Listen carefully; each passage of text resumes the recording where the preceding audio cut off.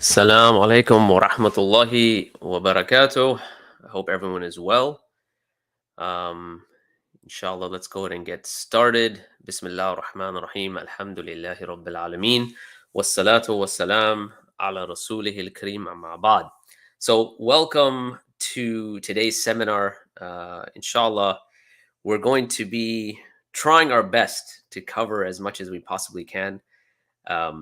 Today's seminar is one that I think is quite unique in the sense that I haven't really seen it covered with much rigor in at other institutions and other places. So hopefully you'll be able to benefit, and I ask Allah subhanahu wa ta'ala to accept from all of us and allow all of us to benefit, inshallah. So let us go ahead and start in earnest, and I wanted to start with a challenge, and it's a 10-point challenge specifically. So here you go. And this is something that I want you to really think about and consider. Point number one in this challenge: take any 10 words in any language, right? Whatever language that you speak, whether it's Urdu or Hindi or whatever, Japanese or Spanish, any 10 words you like in any language, and then formulate them into 3 lines, or let's say 3 verses, and then add any particle that you feel fit, right? Linguistic particle that you think is good. So you've got these 10 words, you're going to put them in 3 lines or 3 verses. Number 2, the second point of the challenge: when you do this, when you construct it like this, extract from it at least, or include in this construct of yours at least 27 rhetorical devices and literary features. That's minimum, right? So if you want to do more, okay, bismillah, go for it. The third point of this challenge: now you've got these 10 words, you've put them into 3 lines or 3 verses, you have placed within them at least 27 literary features or rhetorical devices.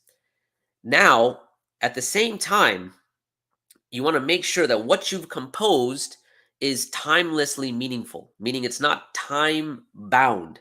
It is, as they say, transhistoric. So someone reading it 20 years from now would be able to benefit and understand it like someone reading it 20 years from now. So in other words, it is timelessly meaningful. It actually has proper meaning to it. But not only that, the third part of this challenge is that it fits in a larger piece of work, right? And that larger piece of work, that book or that dissertation or whatever it might be, numbers more than 27,000 words. So you have these 10 words, you put them into 3 lines. These 3 lines have at least 27 rhetorical device and literary features, and you've constructed all of that. You've put that all together in a structure that is meaningful both today, tomorrow, the day after, and it forms a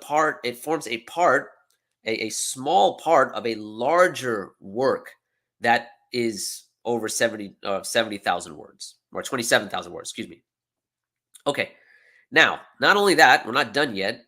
Point number 4, make sure that 4 of its words are unique and never used again in the book. So remember that 27,000 work that you have, that it forms a part of, you have 4 words that are used in this compilation of yours, in this composition of yours, 10 words. Out of those 10 words, 4 of those words are never used anywhere else in the entire dissertation, book, or whatever you want to call it, that spans more than 27,000 words. All right, 5th point. Not only all of that, as you compose this particular piece of writing, or let's say composition, you will need to make sure that every single line or every single verse that you put in there, remember there's 3, that they all end with a rhyme. But it's not that they're just rhyming, but remember, they have to be meaningful. And we're going to get into this in a little bit, why this is actually very challenging. Number 6, the words that you are using, all right? So make sure that these words are used only once in the 3 lines and not used anywhere else in the book. So those 4 words that we were just speaking about, they're used once in the 3 lines and not used anywhere else in the book. Okay, not only that, the 7th point in this 10-point challenge, these 3 lines that you've now composed with everything that we've just said, so they're made up of 10 words, those 10 words are meaningful. 4 of those words are not used anywhere else in the larger dissertation or writing that you have put together. That spans, remember, 27,000 words. Not only that, but in this particular piece of writing that you've put together, and as you divide this up into chapters or whatever you want to divide it up into, make sure that the chapter before, the chapter that precedes this compilation of yours, mirrors what you've written. So if you've written today it's going to be a great day, the chapter that comes before that, today is going to be a horrible day. I went to the marketplace. I returned back from the marketplace. So this is what we mean by mirroring. So now make sure that the chapter before it mirrors this particular chapter that you're composing. Not only that, though, to just have some fun and add something to the challenge, make sure that you're composing all of this based on an unplanned set of circumstances, meaning you do it right now without any sort of planning, without any sort of foresight, without even thinking about it. I want you to just come up with it immediately. Okay, number 8. And you think this would pretty much would be done now. The 8th point in this 10-point challenge. You've put these 10 words together, but now you must use, out of this compilation that you've put together, these 3 lines or verses, 10 words, part of a larger dissertation or book or whatever you want to call it, that's more than 27,000 words. Not only that, in this particular piece that you have put together, you must use 10 letters in each line, and 10 letters only once in the entire 3 lines. In other words, those 10 letters that you use should not repeat in any of the 3 lines. Okay. Number 9. Not only you have to do all of this, what you need to do is to make sure you have a semantically orientated rhythm without sacrificing meaning. Because, you could put something together that has a certain rhythm, that flows and has a certain auditory sensation and auditory pleasure, but it is semantically bankrupt, right? The meaning that you have, in the sense that it's something that's meaningful, that's deep, and that touches the soul, it has to be semantically it has to be meaningful, right? It has to be semantically sound. Okay. Now, in this rhythm, don't sacrifice any meaning. Number 9. Here's what you're going to do. The 10th point of this 10-point challenge. You need to do all of this publicly, right? Not in the confines of your home, tapping away at your laptop or whatever it might be, but do it all publicly. You don't have a chance for revision. You can't go back and edit and, think about it and add a couple more words and so on and so forth. So you can't make any amendments, no revision. And we have to understand that you're not going to get any sort of training in eloquence or rhetoric. All right. How difficult do you think this challenge is? Now, if you were to ask me, I would say it's a very difficult challenge. In fact, I would say it's next to impossible to compose something like this with all of these 10 points, taking all of these 10 points into consideration. Today, what we're going to be looking at is none other than the shortest chapter or the shortest surah in the Qur'an, and that is Surah al-Kawthar. Allah subhanahu wa ta'ala says, بَعْدَ أَعُوذُ بِاللَّهِ مِنَ الشَّيْطَانِ الرَّجِيمِ إِنَّا أَعْطَيْنَاكَ الْكَوْثَرَ فَصَلِّ لِرَبِّكَ وَانْهَرْ إِنَّ شَانِئَكَ هُوَ الْأَبْتَرُ. And indeed, we have given you the abundance. So pray to your Lord and sacrifice. Indeed, your enemy is cut off. This particular chapter of the Quran, what we're going to be exploring today is we're going to be looking at some of the rhetorical devices within this chapter. We're going to be looking at some of the linguistic features of this chapter. But more than anything else, what we're going to hopefully marvel at is how all of these linguistic features and rhetorical devices come together in the form of a challenge, or in the form to meet a certain challenge. Now, keep in mind that when we say that this is the shortest chapter of the Quran, what we're referring to here, I want to make sure we're clear before we jump into this fully. The shortest chapter of the Quran, meaning that when you look at the number of words that are in this particular chapter, in fact, you may even be able to include the number of letters, you would find it has the least number of words. okay? Because there are other chapters of the Quran that have 3 ayat or 3 verses, right? Surah Al-Asr, wal-Asr, inna al-insana lafi khusr, illa alladhina amanu wa amilu salihat wa tawasaw bil haqq wa tawasaw bis sabr. So there's 3 there as well. So anyway, so when we say it's the shortest chapter, it is the most concise in terms of its in terms of the number of words, the letters, and things like that. This is the shortest chapter in the entire Quran.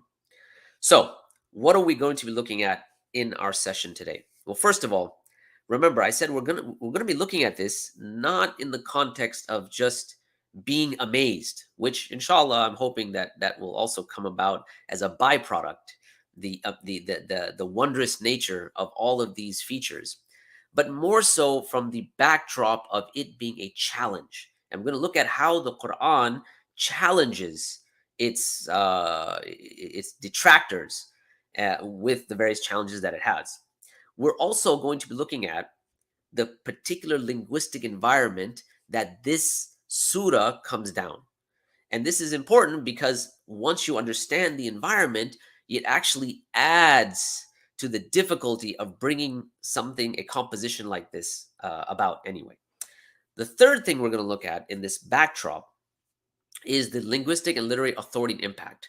Once you have the Quran, once you have this linguistic environment, we find that it's not that it comes to a certain linguistic environment and then it just stops.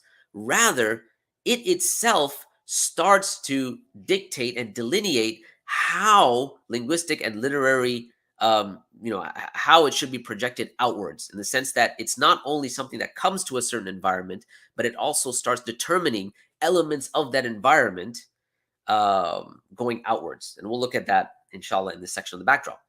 We'll look at the reason for revelation in terms of what's known as Asbab al-Nuzul, right? Or Sabab al-Nuzul here. In what context did it come down in? And then this is the meat of what we're going to be discussing, and that is the 27 linguistic literary features. And if we have time, because to be honest, as I was composing all of this and putting the slides together, this is going to be this is going to be a bit long. So if we have time, inshallah, we'll take some of your questions, bi'idhnillah. So let us go ahead and begin in the beginning. So now, before we get to the backdrop, I think it's important for us to make what we're going to be speaking about relevant to English speakers. Reason being is because a lot of times you think that a discussion that's happening in Arabic, I don't speak Arabic, I'm not familiar with the Arabic language, and so therefore I can't benefit at all. And I think that's a faux pas. I think that's a mistake. When we speak about things like rhetorical devices, we understand that languages across the board make use of rhetorical devices. So, for instance, it was some survey mentioned that the most iconic one-liner in all of cinematic history was what you see on the screen right now, right? The phrase Bond, James Bond.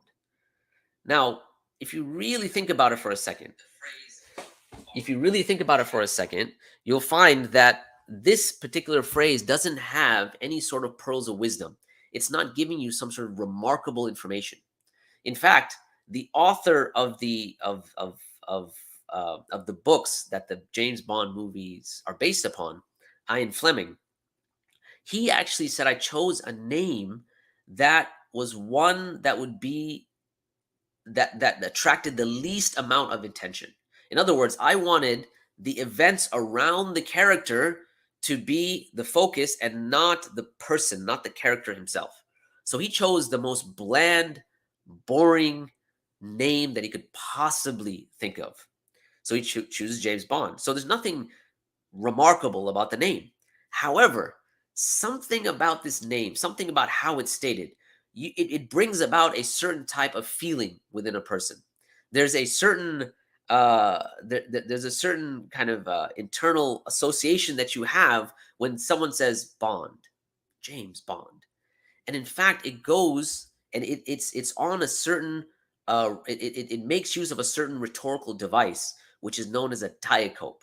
A diacope is a rhetorical device that's on the form ABA. So other diacopes would be things like burn, baby, burn, right? Home, sweet home. For some reason, when you put it in this particular format, it adds something to it. it brings something more than just someone stating their name. And so this particular formulation, it's very different than someone walking in the room and saying, "Hello, my name is James Bond," or "Hello, first name James, last name Bond." But no, something about the fact that when you say Bond, James Bond, it just has a certain ring to it. And this goes back to rhetorical devices. And in fact, there's many rhetorical devices. There's a good book if you're interested that kind of ties or elucidates rhetorical devices in the English language. That is a relatively easy read. It's by Mark Forsyth, and I'm trying to remember. I think it's called The Art of Persuasion or something like that. It's something to do with rhetorical devices, and the title's escaping me right now. But he talks about these rhetorical devices, diacopes, and other rhetorical devices. So we find rhetorical devices across other languages. And if you speak other languages, you'll be able to identify rhetorical devices in your own language, something that transcends the simple meaning of the phrase. And this can be further elucidated when we think about the difference between poetry and prose. And again, we're going to stick with the English language because there's something about poetry that it has some sort of an aesthetic appeal to it, such that you cannot translate the poem, okay? And such that when it comes to this additional element, it has to do with the beauty of how the words come together and not hyper focused on the content, okay? Prose, on one hand, focuses heavily on content. It's trying to get you information in the most effective way possible. So if you think about something like an organic chemistry textbook, okay? An organic chemistry textbook is something that you're going to read, you're going to study for your exam, and then you're never going to revisit it, most likely, okay? You're going to extract the information, whatever you need, and then that's it, you're done. You will never come to an organic chemistry, or rarely, unless you're maybe one of those types of people, come to organic chemistry and be like, I love reading this book. It's just so meaningful. Every time I read it, it just takes me to, cloud nine. Whereas if you look at a poem is quite different, because a poem, what it does is it not only gives you content, or it places content in a certain structure such that when you visit it and then revisit it, you have a yearning to revisit it, because every time you read it, it gives you a certain sense within inside of yourself. So if you look at this poem by Emily Dickinson, for example, she writes, "Hope is the thing with feathers." And I want you to kind of think about this for a second and let it sink in. Hope is the thing with feathers that perches in the soul and sings the tune without words and never stops at all. It's actually very beautiful when you think about the concept of hope. And she continues and she says that and sweetest in the gale is heard, and sore must be the storm that could abash the little bird that kept so many warm. Think about when you need hope, when you are going through the most the most terrible times in your life, and that's when hope comes in. And she's describing it like this bird. It's very beautiful. And then she continues and says, "I've heard it in the chilliest land and the strangest sea, yet never in extremity it asked a crumb of me." So you notice there's a rhyme, there's a rhythm, and there's meaning, and you want to revisit it, and it brings a certain feeling to you when you really internalize and think about poetry. Okay. Now, one of the interesting aspects about poetry, however, is that the rigor of an organic chemistry textbook rarely can be captured in the form of a poem, right? Because remember, in prose, the objective is to give you the information in the most effective way possible. So its focus is efficacy. Whereas in a poem, while it's delivering information, the focus is not necessarily efficacy per se, but the focus is again generating or having that appreciation of the beauty and the meaning behind the words that are being written for you to visit it and revisit it. So we find this phenomenon prevalent in any language. And we understand things like rhetorical devices, rhetoric. In Arabic, this concept is known as balagha, right? The concept of rhetorical devices and how they're used efficiently and so on. And we understand when it comes to the Quran that it is at the apex of prose and the apex of poetry, such that it is a unique genre in and of itself. And we're going to see that as we move forward, bi'idhnillah ta'ala. Now, all I'm speaking about today, what I'm going to be discussing today, it's based on an article that has been written by Hamza Zortzis. You can find it on the Sapiens Institute site on the link that's there on the screen. I'm going to highly urge you to, after you're done with this session, after we're done with this particular seminar, to go and take a look at the essay and read it and think about it and internalize it, right? Because the essay, obviously, there's more that can be stated in the essay. The essay has references, so you know a lot of the stuff we're not just making up, and it has a certain degree of academic rigor, which I think is very beneficial for a person that's interested in the topic. So again, the essay, you can find it at sapiensinstitute.org. It's free. Download it, read it, and engage with it, inshallah. So let us start with the backdrop, and under the backdrop, we're going to start with the challenge. So what is the challenge exactly? Well, the challenge that's stated, or that the Quran brings forth, is that this Quran is from Allah subhanahu wa ta'ala. And there are challenges that are part and parcel of the Quran and the claim that this Quran is from Allah subhanahu wa ta'ala. Okay? Part of that challenge has to do with imitating or emulating the Quran. All right? So the failure of anyone to imitate the Quran developed into the Muslim theological doctrine of the Quran's inimitability, which is called al-Ijaz al-Quran. So this entire concept of the Quran someone not being able to imitate it or emulate it, developed into a whole science and a whole subject area, a whole domain. And this domain is called al-Ijaz al-Quran. Now, why do they call it Ijaz al-Quran? Ijaz, it's a verbal noun. It's a masdar for those of you studying Arabic. For those of you studying English, it's a verbal noun. So it's a noun that is related to an action. The technical term in English grammar, if you are interested, is a gerund. I don't know why they called it that. I think verbal noun is a better descriptive. So is a better description of what a masdar is.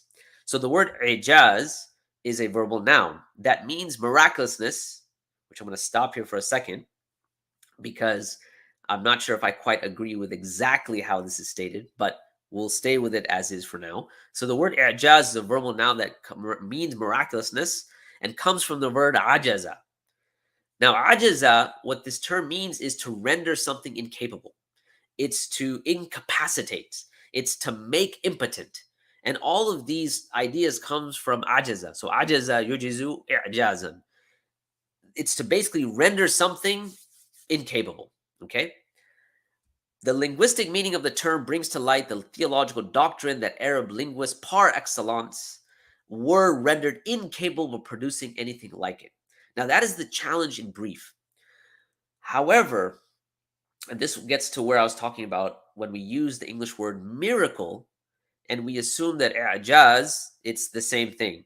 A translation of i'jaz is miracle and vice versa.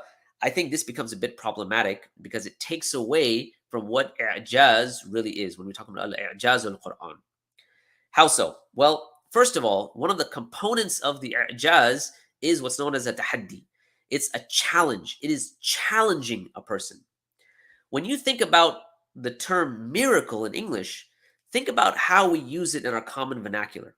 We could use it for something, let's say, supernatural, right? Like a miracle from God, but we use it in other contexts as well. And that's perfectly acceptable. Like the miracle of a childbirth or the miracle of the sunrise. But those particular things are not necessarily something that breaks the supernatural order. Nor is the observation of those things, even as wondrous and as amazing as they may be, that also does not necessitate or include the idea of a challenge being brought forth. And so that's where the concept of i'jaz is a bit different than the concept of a miracle as we understand it in the English language. Because again, in the English language, it could have that it could have that linguistic space to say it's a supernatural miracle, but yet it could be used in other areas as well, which are not necessarily against that which is supernatural. Secondly, the concept of a miracle in English doesn't have within it the concept of challenging something. I'jaz, however, does do this. So what I wanted to look at is some of the conditions of what would be considered a mu'jiza in terms of the Islamic paradigm, how we define what a mu'jiza is. Now, i'jaz is the concept, right? When we talk about i'jaz, that which incapacitates, and the mu'jiza is the actual action, the thing that's being referred to here, right? The mu'jiza. This mu'jiza, we can say, has a few conditions. In order for us to consider an i'jaz or a mu'jiza, it has a few conditions. Now, let me stop here for a second. These particular conditions are not what you may call taxonomically married to them. In other words, these are 6 conditions that someone could, as they go through the Qur'an and the Sunnah, take out and extract. You may say that they may be categorized differently, so it's not a cut and dry taxonomical domain that you cannot leave. In other words, it could be 6, it could be 7, it could be 8, there could be more.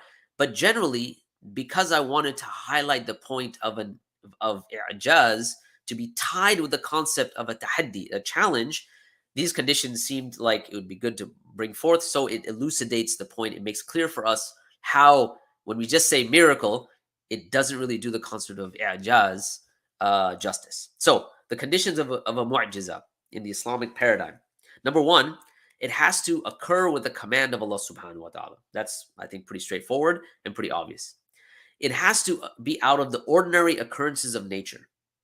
So, as we mentioned earlier, people can use the word miracle in many different contexts, and some of those don't necessitate the breaking of a natural, a natural stream of events, right? So there's no breaking in causal links, for instance.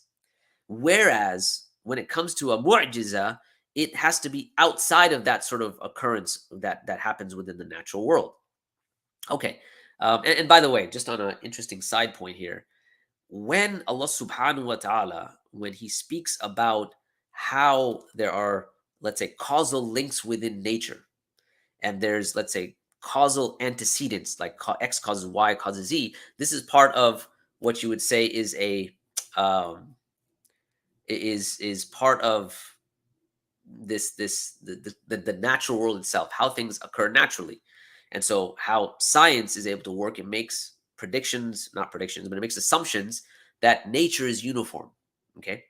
When this prediction breaks down, right? Or sorry, not this prediction, when this, let's say, first principle, this axiom, this basic belief breaks down, this is where it runs antagonist to nature. In the Qur'an, when Allah refers to these type of things, that process is related to the word amr.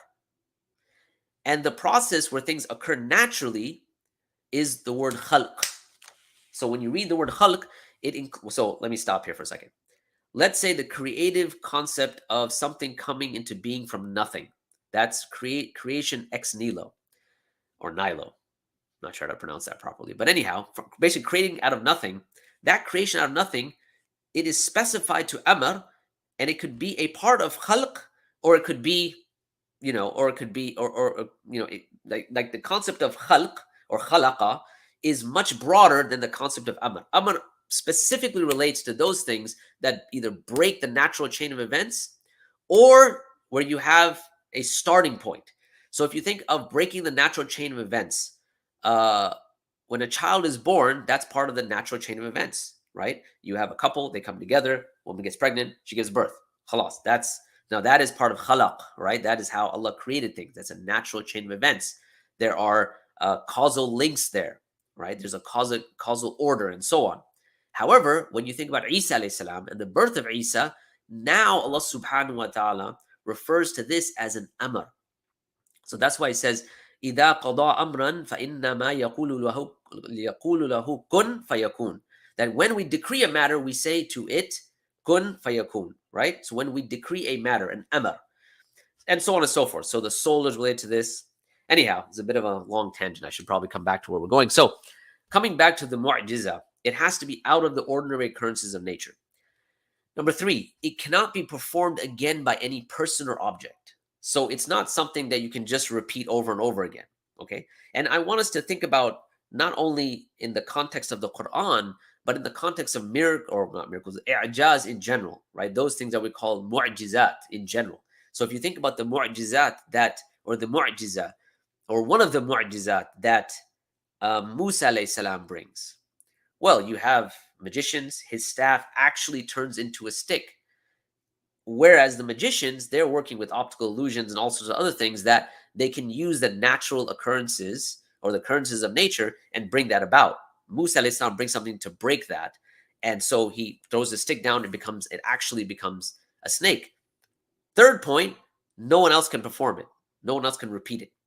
Okay, number 4, it must be at the hands of a person who claims prophethood. Again, very important, right? There is a teleos here. There's a purpose to the i'jaz, right? This challenge, this tahaddi, it comes with a purpose. It's not just meaningless things that just happen to just be, right? But it comes as a challenge. And this, again, I'm stressing this over and over again because it's important that we understand the difference between a miracle and, in the English, a miracle and i'jaz. Okay, the act must match the claim of the prophet. Okay, so if the prophet comes now, let's say Musa alayhi salam comes now and says, my staff will turn into a snake, he throws it down, it turns into a donkey. Okay, well, that is not a mu'jiza. Okay, 6th point, the act must not refute the prophet's claim.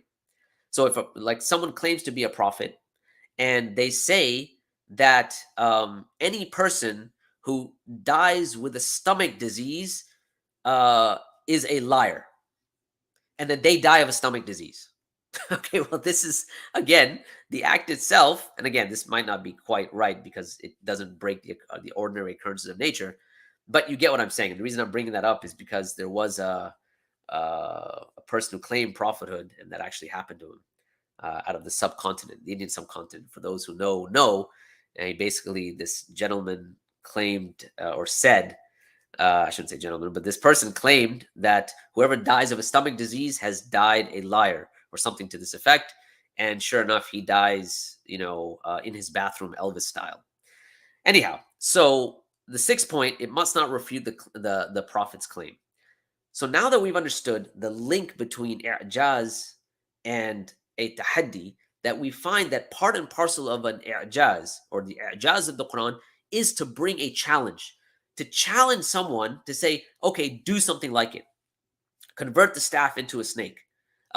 Make a bird out of clay and breathe into it and have it fly away. Whatever it might be, whatever that i'jaz, and the i'jaz of the Quran is no different. Okay, now I want to stop here for a second. Specifically with the i'jaz of the Quran, there's something we need to speak about, and that is epistemic valuation. When we decide on how truthful something is, or how false something is, we generally work in terms of probability. Like, there are elements and there are ideas that we're certain about, and there are ideas that when we become exposed to them, we have to make a decision about those occurrences.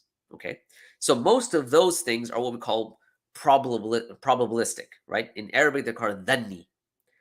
And once you start stacking more and more evidence, your probabilistic reasoning gets to the point of becoming definitive, qat'i.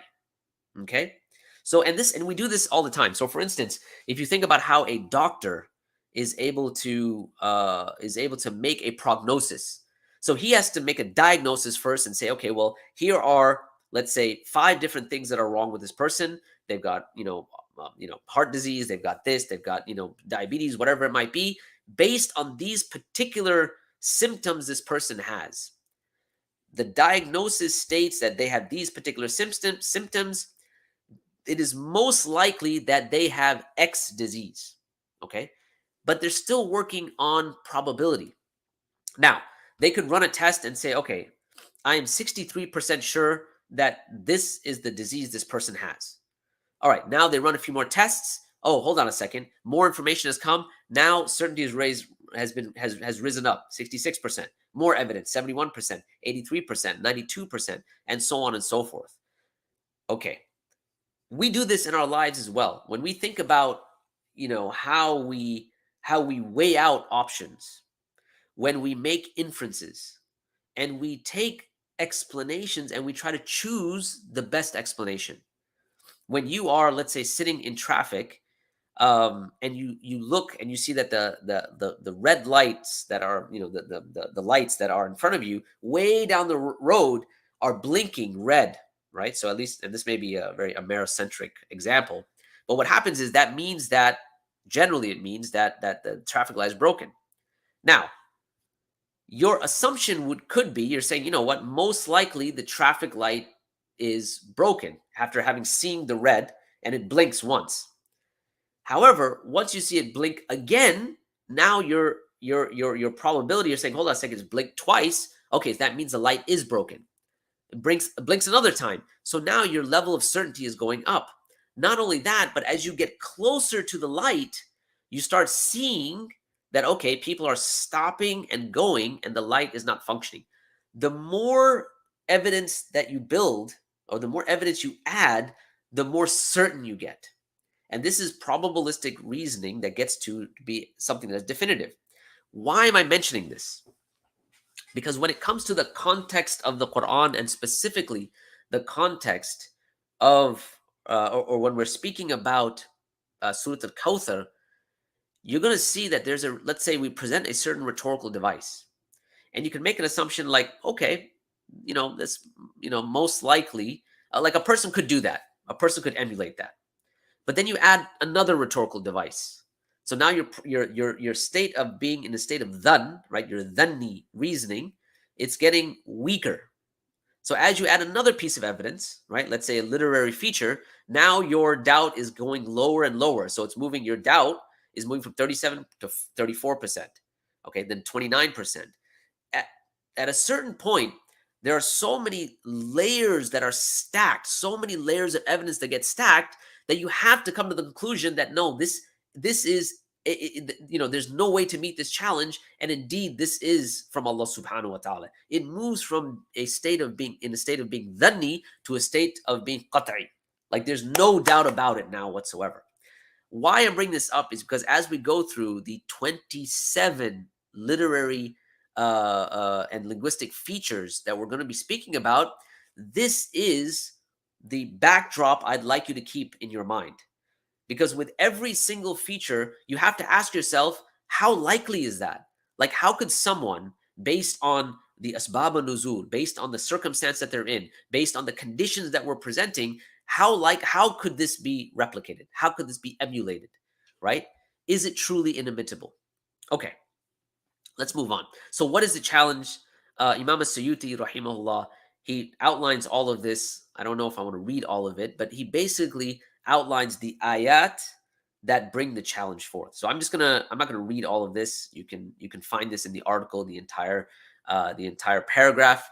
But in summary, he quotes certain ayat of the Qur'an which bring forth a challenge. So one of those ayat that he quotes is in chapter 52, where Allah subhanahu wa ta'ala says, let them produce a recitation similar to it if indeed they are truthful. فَلْيَأْتُوا بِحَدِيثٍ مِثْلِ إِنْ كَانُوا صَادِقِينَ. Let them produce a recitation, a hadith, a speech that is like it if indeed they are truthful. So in other words, bring a Quran like it, okay? Imam as-Suyuti quotes another verse and another ayah. And in this verse, in the 11th chapter, Allah subhanahu wa ta'ala tells us, Am yaquluna iftara, or do they say that he invented it? Qul, say to them, Fa'tu bi ashri surim mithli. And so bring 10 chapters like it, muftarayat, that have been invented. And this is actually important. I may touch upon this. Wad'u and call minastata'tum min dunillah, those whomever you can besides Allah that can help you, in kuntum sadiqin, if indeed you are truthful. All right, so now it's bring a Quran like it, bring a hadith like it, bring like a composition like it. It moves down. All right, bring 10 chapters like it. Just do 10, man. You don't have to bring the full composition. Then it moves on and says, and then in the 10th surah, in the 10th chapter of the Quran, Allah subhanahu wa ta'ala starts off very similarly. Am yaquluna iftara. Qul. Okay. Or do they say that he invented it? He came up with it. It was just a thing that he just made up, right? It's not real. It just made up with it. Just came up with it on his own, right? Iftara. So qul fa'tu bi suratim mithli. Okay, then bring forth a surah, one surah like it. وَادْعُوا مِنَ اسْتَطَعْتُم مِّن دُونِ اللَّهِ, and call whoever you want, you can besides Allah, in kuntum sadiqeen. So it went from bringing a full hadith, a full composition like it, right? And remember, we said that the Qur'an is over 27,000 words. So, okay, bring something like that. If you can't bring that, okay, 10 surahs. Okay, you can't bring that, bring one. Now, at this point, I want to stop for a second and have us reflect upon the overall topic. We are going to now talk about this challenge not from a surah that is like quite long. We're not going to be looking at Surah Al-Baqarah, for instance. We're not going to be looking at Surah Al-Mulk, right? We're going to be looking at the shortest chapter, the shortest surah in the Quran, with the intuitive understanding that a short chapter, a short composition should be easier. It's only 3 lines, man. So if that's the case, you should be able to meet this challenge with no problem whatsoever. Okay. Now I'm going to pause here for a second and add another, since we are going to be starting and speaking about rhetorical devices and linguistic and literary features. What I find interesting about how this challenge is set up is that how the challenge is set up in the ayat that are used themselves have literary features to them, which themselves, when you start to place and you start to understand how could a person have put this together and have the type of could a person have put this together and be as precise as the author of whoever put this together. Okay, now what do I mean? In Surah Al-Baqarah, Allah subhanahu wa ta'ala, in relation to this challenge as well, again, going back to one surah like it, Allah subhanahu wa ta'ala says, وَإِن كُنْتُمْ فِي رَيْبٍ مِّمَّا نَزَّلْنَا عَلَىٰ عَبْدِنَا فَأْتُوا بِسُورَةٍ مِّن مِّثْلِ وَادْعُوا شُهَدَاءَكُم مِّن دُونِ اللَّهِ إِن كُنْتُمْ صَادِقِينَ. If you're in doubt about what we have sent down upon our servant, the Prophet Muhammad, in other words, then produce a surah the like thereof and call upon your witnesses other than Allah. Now, a casual reading of these surahs, here it's saying bring a surah, in I think it's Surah Hud or the 10th chapter, Am yaquluna iftara qul fa'tu bi suratin mithli. All right, has he invented it? Do they say has he invented it? All right, say bring forth a surah like it. You wouldn't really think that there's much difference between these two verses. However, what's of interest here is that in this surah, right, and also when he talks about the 10 surahs, what you'll notice is Am yaquluna iftara, or do they say about the Prophet that he invented it? Qul fa'tu bi suratim mithli, and say bring a surah like it. Now I want to highlight suratim mithli right here in between the ta marbuta and the meme. There's a shadda there for those of you who are studying Arabic. In Surah Al-Baqarah, what is said? Fa'tu bi suratim mim mithli. So bring a surah, and there's an extra min here. Okay, lesh. Like, why is there? What's the significance here? Like, why? Like, if this is truly from Allah subhanahu wa ta'ala, and there is nothing that's done without intentionality. In other words, every word, every letter is placed with a full intention from the divine.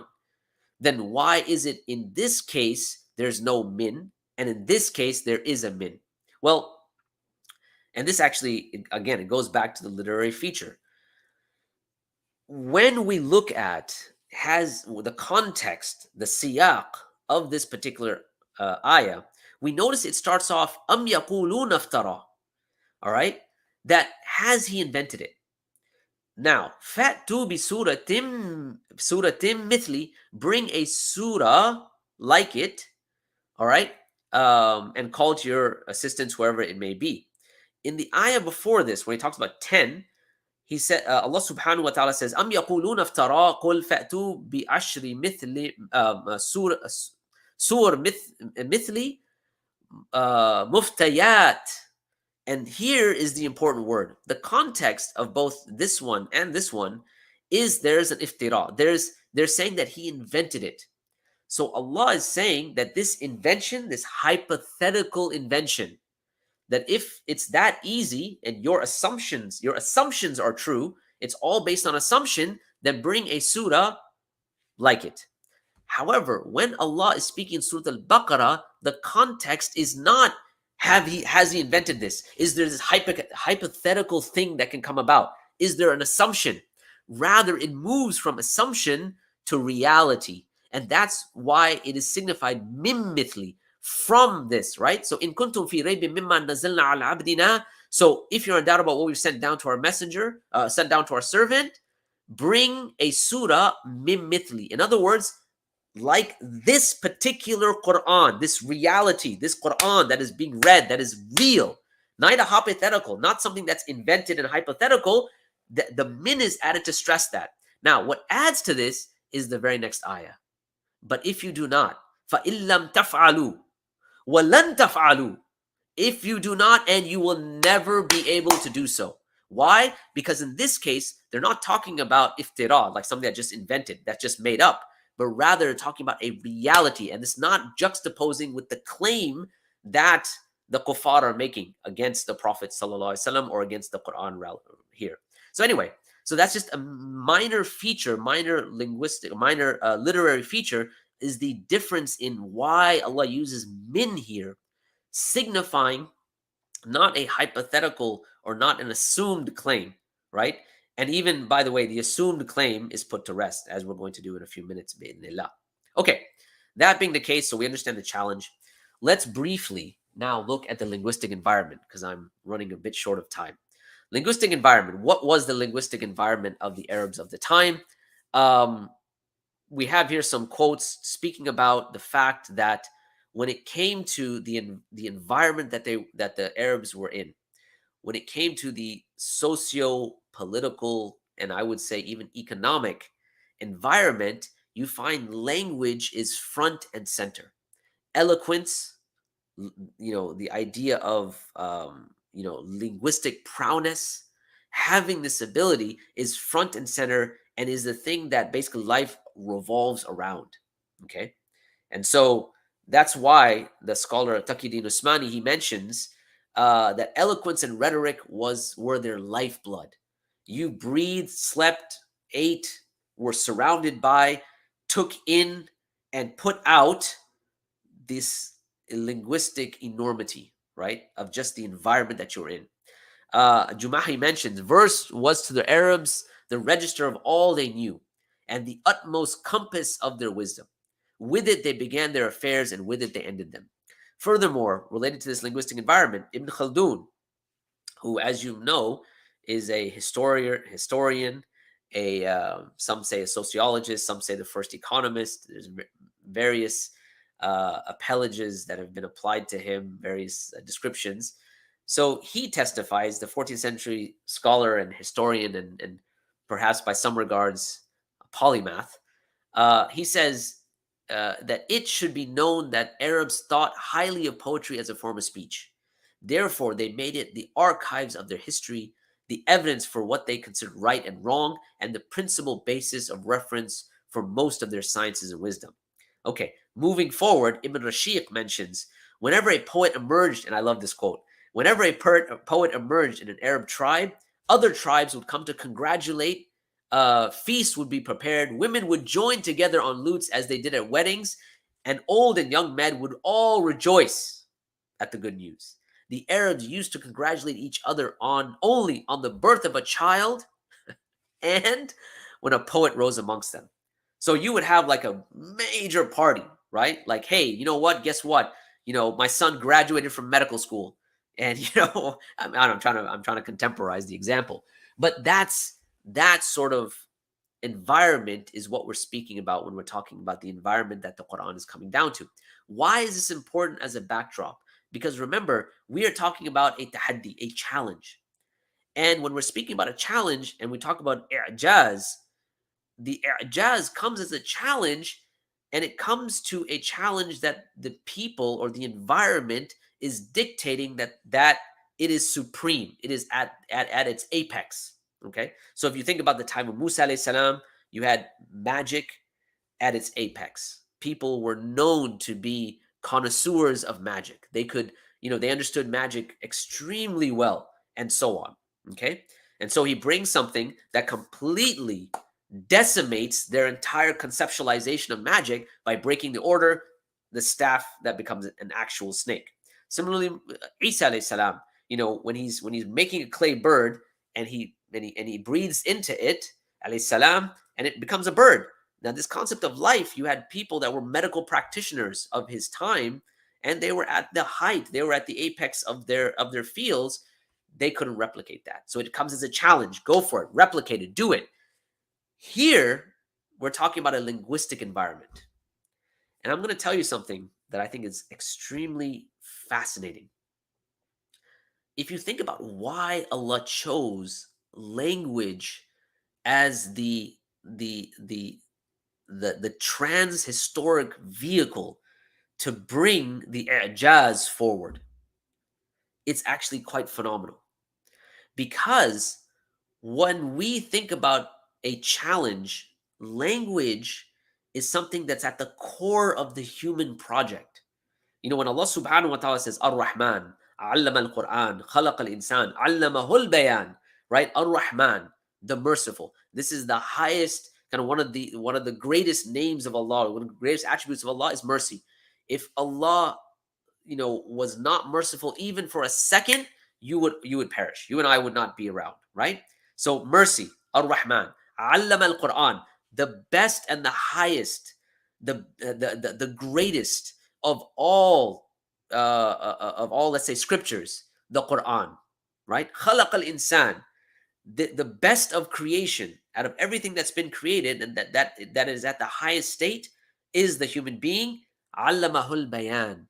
It is bayan, it is speech that distinguishes this particular creation from everything else, right? And if you think about it, when we speak, we can do things with speech that no other animal, no other creation can do, right? So when you think about phonemes, for instance, how we take certain sounds, alif, lam, mim, a, la, ma, and we put them together to form words. Just as an example, as human beings, we can do something known as doubling. We can double something, right? So for those of you who are studying Arabic, you can do a shadda, right? Rabbikum, right? You can do the doubling, or whatever it might be. This doubling, no other creature can do that. Now, not only that, no other animal can have a limited set of grammatical tools and be able to generate infinite structures of speech, right? So if I said to you, today I'm going to get on a United flight and fly to Istanbul, and in Istanbul there's a spaceship that's waiting for me. I'm going to board the spaceship. It's going to take me to the moon. On the moon, I'm going to get off. I'm going to order some McDonald's because they've opened a McDonald's on the moon. And after I eat, I'm going to thank Allah subhanahu wa ta'ala, and I'm going to pray Salat al-Dhuhr on the moon. This phrase, this entire passage that I just quoted, I'm pretty sure you've never heard it in your life before. I've never spoken it in my life before. So we have a limited number of words. Our vocabulary is limited, and the grammatical structures are limited. Yet, from very early on, children can generate this speech. If we were to think about life just in terms of material matter, how is it we're able to do this? And it is language that allows us to transcend, or language is that which allows us to actually gain knowledge way more than just firsthand experience. And here we're talking about testimonial knowledge. You can read the writing of something else and someone else did, and you can have technological explosions that happen. Okay? All of this is based purely on language. And language is the means by which Allah subhanahu wa ta'ala is making the challenge, because it's accessible to every person, and every person, right, compared to all of creation, is better than all of creation at language, right? Okay, so that's a kind of a side point. Now, just like we said that the environment that the Quran comes to is the environment that's suited for it, in other words, as a challenge to the linguistic prowess and the linguistic abilities of the Arabs of their time, not only does that happen, but the Quran makes a mark on how linguistics and literature is now understood and made normative. Okay, now what do I mean by that? What I'm saying is there's a big discussion in terms of language. Is there such a thing as normative language? Like if I said, is there such a thing as normative English? Is there a correct way of speaking English? And if there is, who determines that? If there is a correct way of speaking English and someone, let's say, is raised in the hood, has an urban upbringing, right? And they speak differently. They say the word ask, and if you're from New York, you say ax. You actually switch the K and the S. Okay? Now you might say, well, that's wrong. Wait a minute, but who has the authority to say that this is wrong? Who has the authority to say this is correct English and this is incorrect English? Who makes the standard to say this is normative and this is anti-normative English? There is no language where this is a settled issue, that there is a correct way. If you think about Urdu, if you go back 200 years and start to read a book in Urdu, most of it would be lost. There is always going to be linguistic change over time. But is that linguistic change degenerative, or is it simply a change over time, right? Is it simply something that just mutates, it's just mutable over time, and we cannot give a valuation, correct or not correct, and so therefore we can't say languages degenerate? Or there's a standard. There's no language where this has become a settled matter, with the exception of the Arabic language. Only the Arabic language, and I would say even Hebrew, can't do this. And there's many reasons for this. Because of the period of Hellenization, they translated certain texts into Greek and so on. And the concepts of dictionaries they borrowed from later on, so that many of the meanings were lost. Whole range of things. So even Hebrew can't compete. Arabic is the only language that you can say there's a normative, correct, fasih way of speaking, reading, writing the language itself. And anything that moves away from that is anti-normative. It's not the correct way of doing it. Arabic is the only language like that. Why is that the case? Because of the impact of the Qur'an. And that's basically what this section talks about. So I'll quote one thing here by Wadad Kadi and Muntasir Mir. They state, although Arabic as a language and a literary tradition was quite well developed by the time of Muhammad's prophetic activity, it was only after the emergence of Islam, with its founding scripture in Arabic, that the language reached its utmost capacity of expression, and the literature its highest point of complexity and sophistication.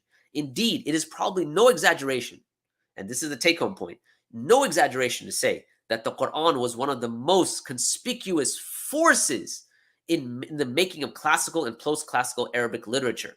And what I would add to this and say, it then gives Arabic a standard.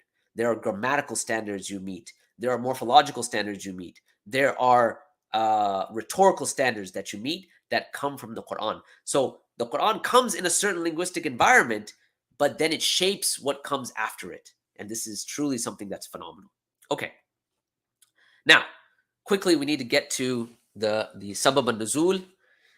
What is the reason for revelation? Where did this surah come down? Where did Surah al-Kawthar, under what set of circumstances did it come down? Now, the set of circumstances, and in the Tafsir al-Jalalain, it states that this particular surah was revealed regarding Al-As ibn Wa'il. Okay? Now, when the Prophet ﷺ's son passed away, Al-Qasim, okay? So by the way, the Prophet ﷺ was known as Abu al-Qasim. So when you read certain hadith, that was his patronymic. That's how he was referred to. That was his kunya, Abu al-Qasim, or one of his kunyas, Abu al-Qasim. Why? Because he had a son, Qasim. Now I want you to think about this for a second. A person's son dies. This is a point where you would probably be at a very low point, right? Because your son, your young son has now died. Maybe you had certain dreams and ambitions and hopes that this son would do X, Y, and Z as he grow up. They'll be a doctor, a scholar, and this. And think about that. Put yourself in this scenario. Now, your son dies, and you have, a wretched person that comes to you and says you have been cut off. Abatar, right? And what are you going to think? Because you see, the general milieu at the time was such that if a person had a son, this was an indication of great honor, because the son would take over. The son would, move forward in terms of, let's say, leadership positions. The son would do this and the son would do that.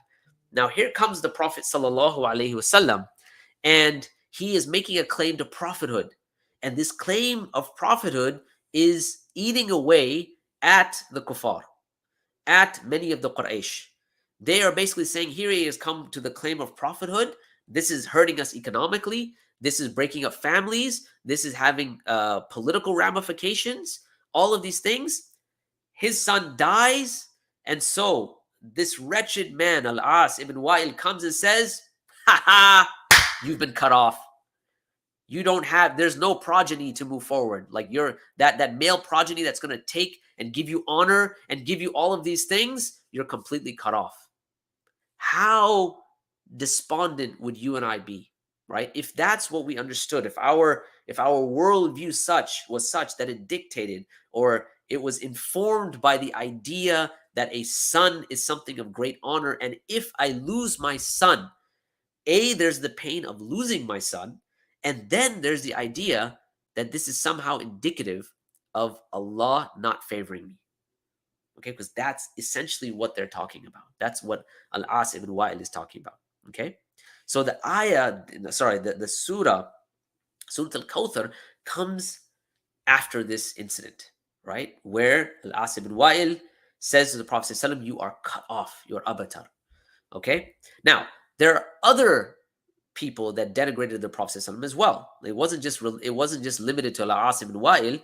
You had Uqba ibn Mu'ayt, right? He was someone that denigrated the Prophet ﷺ. You had Ka'b ibn al-Ashraf, all right? He was the Jewish man in Medina that was very problematic, and he denigrated the Prophet ﷺ. Of course, Abu Lahab, who's mentioned in the Qur'an, denigrated the Prophet ﷺ. So many of these people denigrated the Prophet ﷺ. Now, what's interesting is that after this happens, the Prophet ﷺ, even though he was suffering and he's feeling down, and anyone after a loss of a son would feel terrible, after a certain point, he has his head in his hands and in his lap. He gets up after a nap and he's smiling. So the companions see this, say, Ya Rasulullah, why are you smiling? And the Prophet ﷺ says that just now this chapter has been revealed to me. Bismillah ar-Rahman ar-Rahim. Inna a'tainaka al-Kawthar. Fasalli li rabbika wanhar. Inna shani'aka huwa al-abtar. Right? And so, in the name of the most gracious, the most merciful, verily we have granted you al-Kawthar. Therefore, turn in prayer to your Lord and sacrifice to him. For he who hates you, he will be the one that's cut off. Okay? Now, it's interesting. I've got a note down there. It says the power of these three lines was able to change the perspective from focusing on what was taken away from the Prophet ﷺ, his son, to what was given to the Prophet ﷺ. So this shift now comes by way of the surah. Okay, it was able to transform the emotions associated with loss and suffering into emotions that caused the Prophet ﷺ to smile. Okay, so as we're going through some of the the rhetorical devices, the literary and linguistic features, we have to keep this backdrop in mind, because they are, just like there are internal realities or internal features, those internal features relate to what's going on outside of the particular surah. And so this context, this sabab, this reason for revelation becomes extremely important as we venture through the 27, and inshallah, hopefully I get through all of them, 27 rhetorical devices and literary and linguistic features, inshallah. So let us go ahead and move forward with that. And I'll try to be somewhat brief, but also give you the full, as much as I can, the full flavor of these linguistic and literary features. Again, I'm going to encourage you to take a proactive approach and read the article itself, because I may not be able to do justice to each and every single one of these features, but I believe that what's been written does a pretty good job, a very good job in the English language, expounding upon these 27 linguistic and literary features, which, by the way, I don't think it's limited to 27. It's just 27 is what was covered in the article. Okay, let's move on. So, Surah al-Kawthar, very briefly, I've recited it a few times. بعد أعوذ بالله من الشيطان الرجيم. إنا أعطيناك الكوثر فصل لربك وانهر إن شانئك هو الأبتر. So indeed we have given you the abundance. So pray to your Lord and sacrifice. Indeed your enemy is cut off. Now, this is the surah itself. We've got the Arabic here, the English as well on the side. And we've also got a transliteration there, inshallah. Bismillah.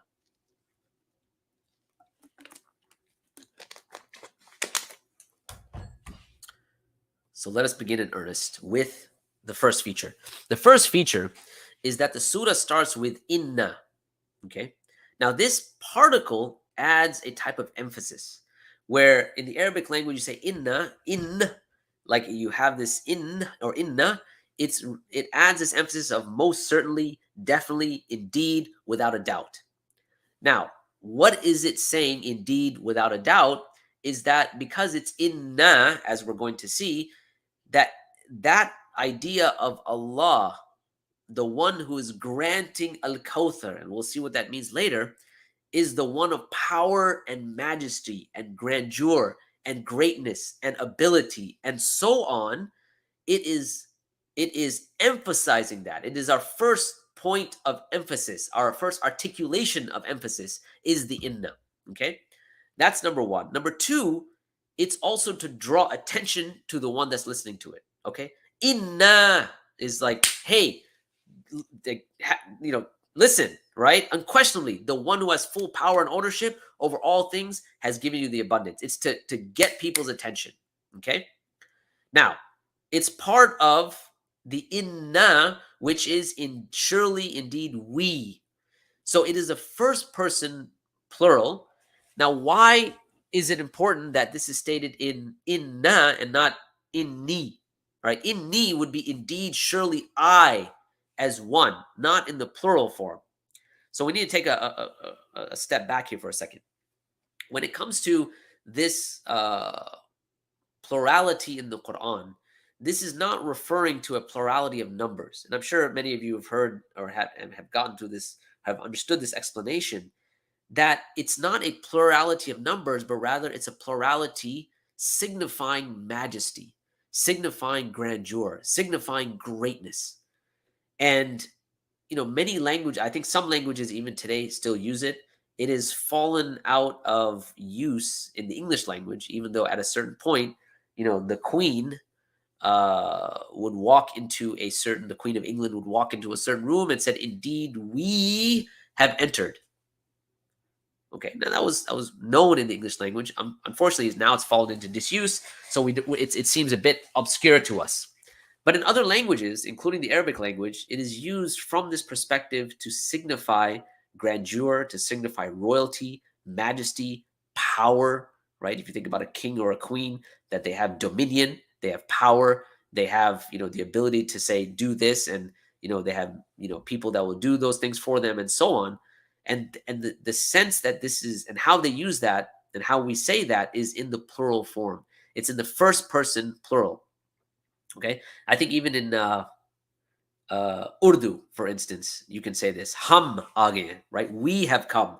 Not meaning like me and six of my buddies have come, but meaning like I have entered, but you're kind of signified like hum, like I am this great person who has just entered, right? Maybe a bit arrogant, but nevertheless, right? Hum is cheese ko dekh rahe hain, right? Or we are taking a look at this thing, whatever it might be. Okay, so what is the significance of it here is that remember you had the emphasis, and the emphasis being upon the we, and the we of majesty, of lordship, of dominion, of dominance, of ability, of you know you know having ownership of everything. Okay, why is this important? Is because it's what Allah is going to give the Prophet ﷺ, al-Kawthar, which is all of the goodness you can imagine. It comes from a justified plate. In other words, it comes from the one who can give it, and that is Allah, who owns everything. So inna, the first, you could say particle and first person plural signifies this right off the bat. All right, and we're only on the linguistic and linguistic feature 2. Linguistic feature number 3, word choice. So after we've dealt with inna, you look at a'ta, right? The word that's used here, a'tainaka, so the word is a'ta. Now, if you compare this to other words in the Arabic language that also mean to give, you will find that they have a different, there are different nuances that signify how the giving is being done. So in one or one particular word might signify a type of giving that is rapid and almost mean, right? Like, hey, take that, get out of my face. Okay. You can have other words that signify other layers of meaning. However, when you think about the word a'ta, this particular word is specifically set for this particular context. Why? Because it indicates a hand. It's someone handing over a thing with someone's own hand. So there's a type of intimacy here. There's a type of belonging and connection and love with the person that you're giving it to. Okay. Not only that, but it's coming from someone that has that thing in their possession and their ownership, and they have complete ownership of it, and they're handing it over to you. Okay. So A, it signifies this type of intimacy. Second, it signifies the one that's able to do that. They're able to give it to you. Okay. Therefore, in the context of this particular surah and this particular ayah specifically, the choice of this a'tayna or a'ta is precise. Any other word, had it been used in this particular context, would not have conveyed the same type of feeling and meaning. Remember, we spoke about this between prose and poetry. It wouldn't convey the same type of feeling or the same type of meaning. Okay, so the choice of word here is emphasizing that of giving, ability, greatness, power, intimacy, all kind of wrapped up into one. Number 4, the fact that this giving is in the past tense. So a'ta here, a'tayna, right? We gave, right? We gave is in the past tense. Why? So this is a feature of the Arabic language, okay? In the sense that because verbs are either in the past tense, they're known as fa'al madi, or they're in the present future tense, fa'al mudari, okay? So what that means is you can have a verb in the past tense, which signifies something that's happening in the past, or a verb that signifies something that's happening right now, or something that will happen in the future.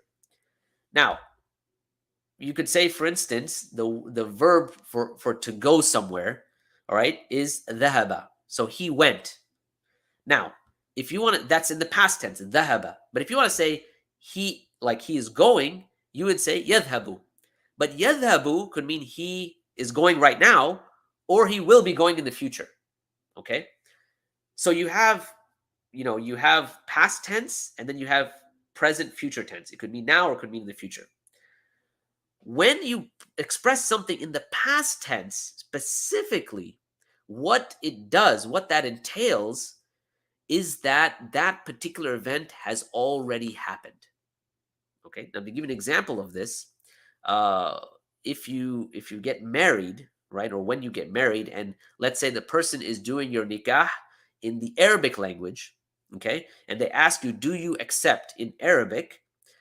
The response that a person gives is qabiltu, like I have accepted in the past tense.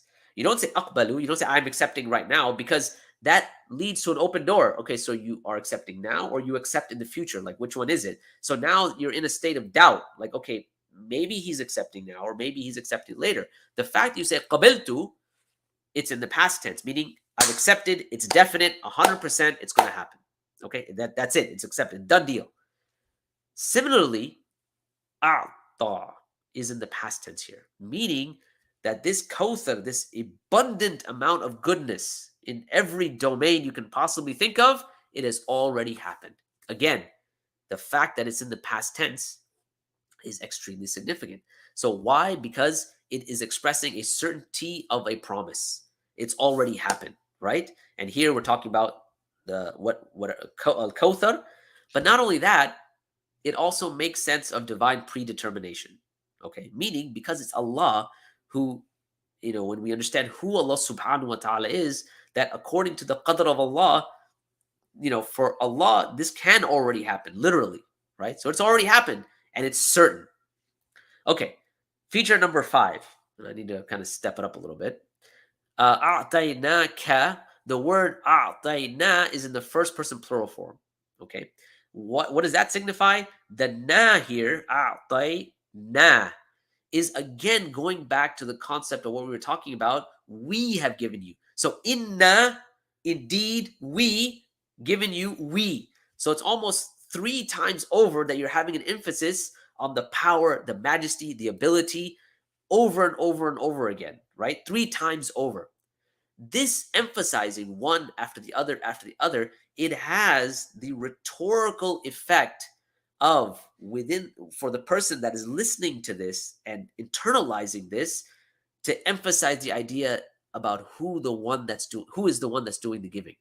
It is indeed Allah, who has attributes of majesty and power and dominion and so on. And that repetition of emphasis brings about, again, remember, the state of the Prophet ﷺ was such, one of like sadness, perhaps, despondence, so on, to now one of happiness. What caused the happiness? This overemphasis, this emphasis over and over again, right? Inna, a'tayna, again, right? So yet there's a further emphasis, the fact that it's a'tayna. Okay, al-Kawthar.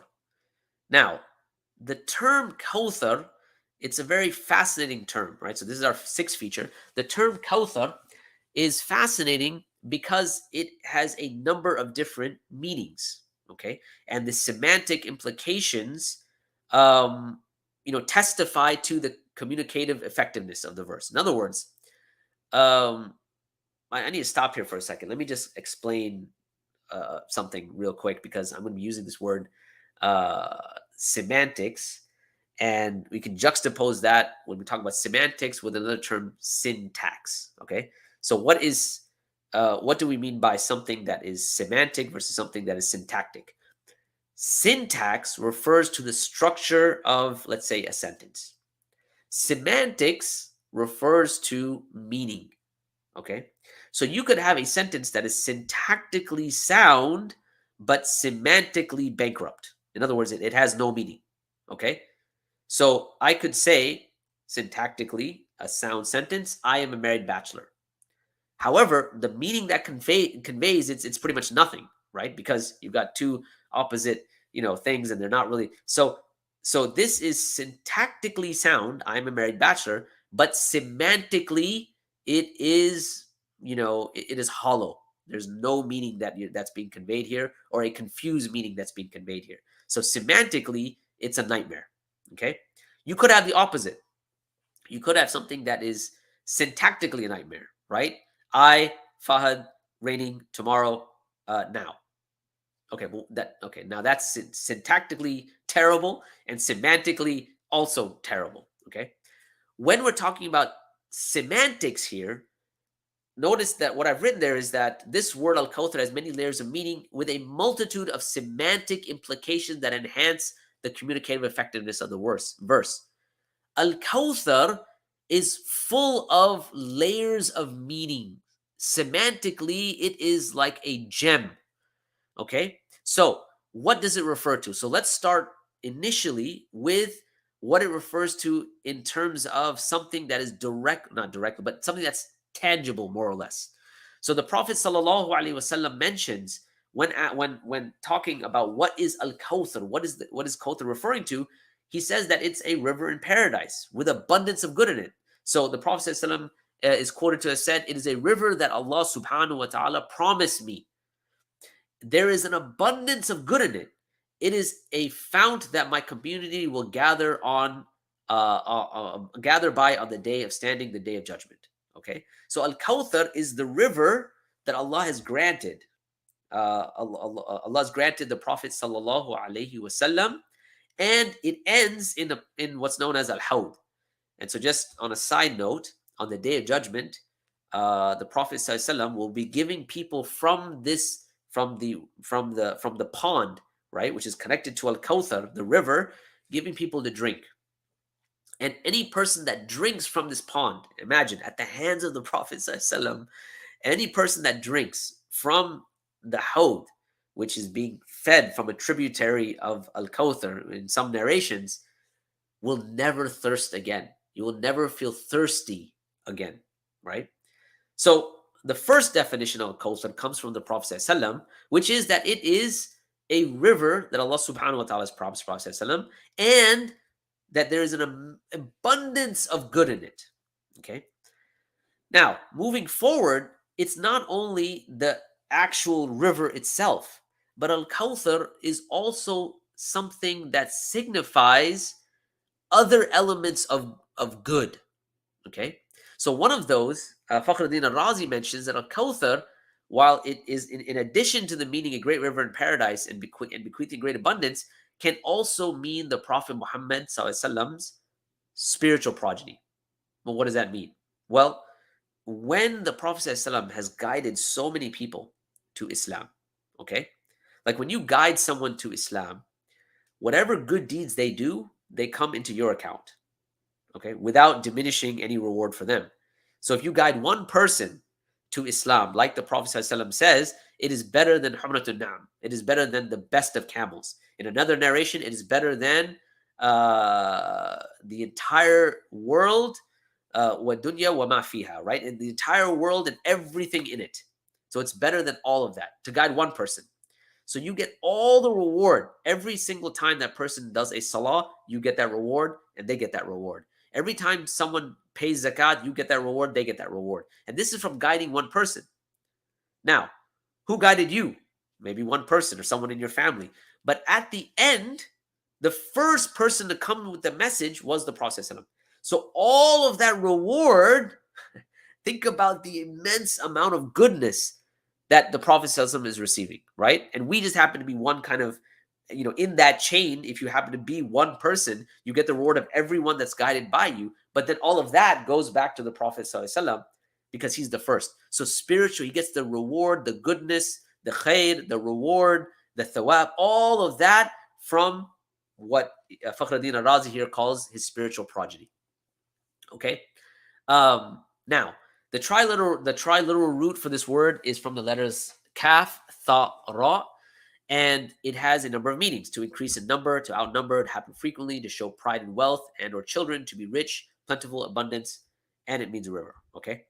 There are other derivations of this root, including kathura, which means to become a lot, many, kathara, to increase in number or multiply, akthara, to do something great qualities and frequencies, kathratun, multiplicity, abundance, multitude, and akthar, which means more than. So there are a number of different variations or morphological, let's say, variations of the term, the triliteral root kathara.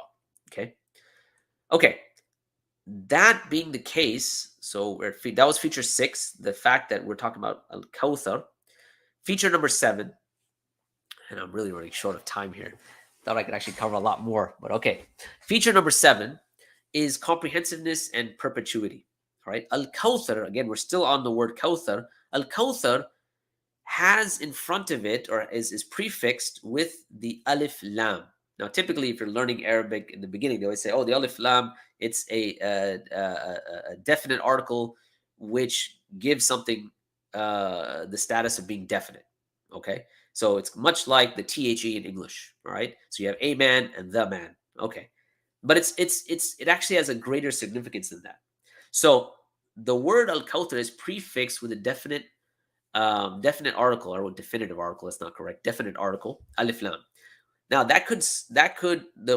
what that would mean is that would allow for specification. In other words, you could say a particular thing, right? So if I said ar-rajul, okay, there's rajulun and there's ar-rajulu, that this man, this particular man, the man, now you specified, okay? Whereas rajulun is just a man, right? Whatever, any man. But now you say ar-rajulun, ar-rajulu, excuse me, that this man, right? Hadha rajul, right? This particular man, this specification. However, it can also refer to what I've termed taxonomic comprehensiveness. In other words, it could refer to an entire class of something. Okay, and that's when we talk about taxonomy. It breaks things down into classes. So if we said, for instance, al-insan, right, or an-nas rather, let's say an-nas, the alif lam, an-nas, humanity, right? So this is an entire class. Ya ayyuhan nas, oh human beings, oh people, oh this class of humanity. So on one hand, it could be for specification. On the other hand, it could be for this type of taxonomical comprehensiveness to refer to an entire class of something. In this particular case, it is referring to the class of goodness. Everything that is good, that is pure, that is just good at its core, it's referring al-Kawthar, all of it. So the semantic implication, again, going back to we talked about semantics, right, versus syntax, semantic implication, the meaning that's conveyed, that kind of digs down and comes to pass, is that everything is good. Al-Kawthar. It is like it's all that is good has been given to the Prophet ﷺ. Okay. So, feature number 8. Al-Kawthar is the end of the first ayah. Inna a'tainaka al-Kawthar. Okay. Kawthar, yani Kawthar aish. Like what after Kawthar? Like what? There's no adjective to describe what goodness are we talking about? What is this abundant goodness? What good? What is it? A child? Is it this? Is it that? What goodness is it? The fact that it is left open-ended to such a degree, like it's just basically al-Kawthar, inna a'tainaka al-Kawthar. It's everything that is good, everything that's just kind of, whatever you can imagine, whatever you can't imagine. The purpose, the intentional finishing of the ayah, conclusion of the ayah here, it is giving a meaning of intentional vagueness, inclusivity, encompassment, and it refers to all. It's fortifying the idea and bolstering the idea that we're talking about everything that is good, because it's left open-ended. Okay, that's the 8th feature. The 9th feature, conceptual relatedness, what we call intertextuality.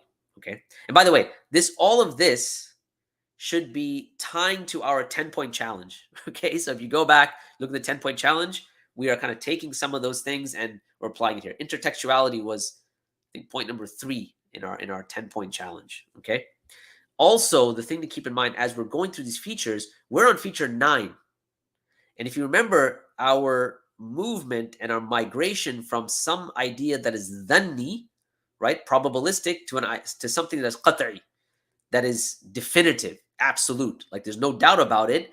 As we start adding more and more features, the point is we're moving from a state of being dhanni to a state that's qat'i, a state of knowing something probabilistically, or establishing something probabilistically, to one that is absolute and certain. As more and more evidence comes about, you find that this becomes more and more difficult to do. Just keep that framework in mind that we spoke about earlier. So, فَصَلِّ لِرَبِّكَ وَانْحَرْ. All right, so the fa here, the fa particle, it means so, therefore, so then. Okay, so what is this doing now? Number 1, it is linking salah, right? And it's linking blessing and gratitude. So if Allah has given you all of these, has given you everything that's good, right? Inna a'tainaka al-Kawthar. Okay, so what should be the reaction? What should be the action that's involved in this? That's linking this. You have this blessing, be grateful. So now there's then obviously the natural link to say, okay, this, therefore this. However, how does this particular ayah tie in with the overall general narrative of our text that surpasses 27,000 words? In other words, the rest of the Quran. What you find that is mentioned throughout the entire Quran that's interweaved, every single page, is some element related to Tawheed, which is the oneness. And here it is Tawheed of lordship, meaning that Allah is, that He is capable, He is knowing, He is all of those elements that we talk about, right? He is al-Khaliq, al-Malik, al-Mudabbir, all of these things. Remember, in the first ayah, inna refers to power and abundance and dominion and so on and so forth. All of that lordship, now it's being linked to worship. And this concept of, lordship being linked to worship. In other words, Allah is your Lord, therefore worship Him. Allah is your Lord, therefore worship Him. Allah is your Lord, therefore worship Him. This second ayah brings this together and connects it with the rest of the Quran. Okay? So, it ties with the rest of the Quran by linking lordship with worship. And it also gives a type of juxtaposition. In other words, you have your Lord, which is Ar-Rabb. You can have your Lord, which is your Rabb, and you can juxtapose that with their other idols, false idols. So remember, you have this abundance of goodness. Part of that goodness comes from Allah, the one who is true, al-Haq, and so on and so forth. And what is it that, how are you juxtaposing this with what comes before it? Well, they're worshiping false deities, and your worship is to your Lord, who is true. Okay, so conceptual related to this. And of course, you'll notice that there are elements of this throughout the Quran. I've just mentioned one here. قُلْ إِنَّ صَلَاتِي وَنُسُكِي وَمَحْيَا وَمَمَاتِي لِلَّهِ رَبِّ الْعَالَمِينَ. Say, my prayers, my sacrifice, my life, my death are all for Rabbul Alameen, Rabbil Alameen. He has no partners. La sharika lah. وَبِذَلِكَ أُمِرْتُ وَأَنَا أَوَّلُ الْمُسْلِمِينَ. And so indeed, this is what I'm commanded, and I'm the first to devote myself to Him. Again, linking that idea or tying that idea with other places in the text, that intertextuality. Okay, let's move on with the 10th feature. And I'm looking at the time, but let's keep going, inshallah. The 10th feature. And that is the use of the word Rabb. Why use the word Rabb here? Why not say Khaliq? Why not say Allah? Right? There is a certain intentional reason that it's used by Allah subhanahu wa ta'ala. Okay? That has to do with why Rabb, and specifically Rabbuk, right? Your Lord, that's used. Okay? So first, let's understand what we mean by Rabb. And Rabb comes from the triliteral Ra, Ba, Ba.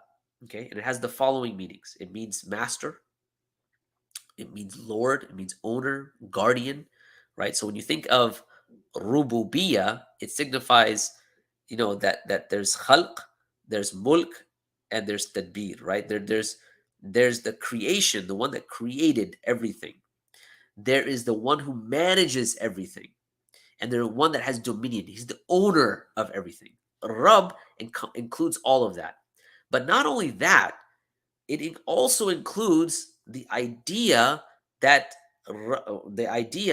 of to bring about, to pamper, to raise, to educate. All of these concepts are tied with the identification marker of Allah being Rabb. Okay? So it includes creation. It includes power. It includes ability, because it presupposes all of that in a sense. And its meaning, Lord, Master, Owner, Guardian, to have possessions, to have dominion over everything, to own everything, it includes pampering and nurturing and all of these things. Okay. That's why when you are talking about how to raise a child, you talk about the concept of tarbiyah. Tarbiyah comes from the same triliteral root, right? Ra, ba, ba. You're trying to raise your child in a way that's loving and caring and nurturing. And maybe sometimes, it can be a bit, you may be a bit strict, whatever it might be. But the point is that you're talking about nurturing and raising. Here, it's specifically suited because remember the sabab al-Nuzul. Remember the reason for revelation is that it is to show that like you've been given al-Kawthar from the one that has power and majesty and so on and so forth. Okay, who is the one that's giving it to? It is your Rabb, right? It is the one who is going to nurture you and bring you up, develop you, and so on. Okay, so perfect choice of a. So let's tie that now to our 11th feature, and that is what is known as we'll call it grammatical shift. And these grammatical shifts are called iltifat.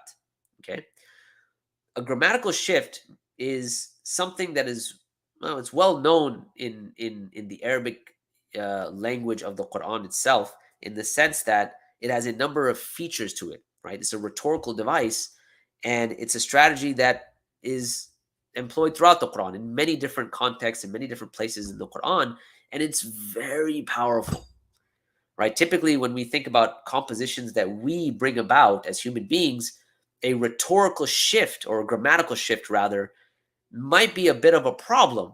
You might think, okay, well, if you're in first person, you should keep your entire essay and sentence or whatever consistent, right? Because it shows consistency. And in this case, it shows that there's now a shift. Now, the shift itself has what you may call rhetorical value, right? Has rhetorical weight. Iltifat can happen in a number of different scenarios. Now, it can be a change in person. So going from let's say first person to second person to third person, right? It could be from I to you to him, right? First, second, third. It could be a number. So you could have you could be like in Arabic, they have three, you have a plural, a dual, and a singular, a dual, and a plural, right? So you can, whereas in English, we have a singular and a plural, right? So that shift in number, that can also be part of a change that has rhetorical value, right? Rhetorical significance. And you can talk about tense and case mark and other examples of iltifat. One of the iltifat is found here in this particular in this particular ayah. So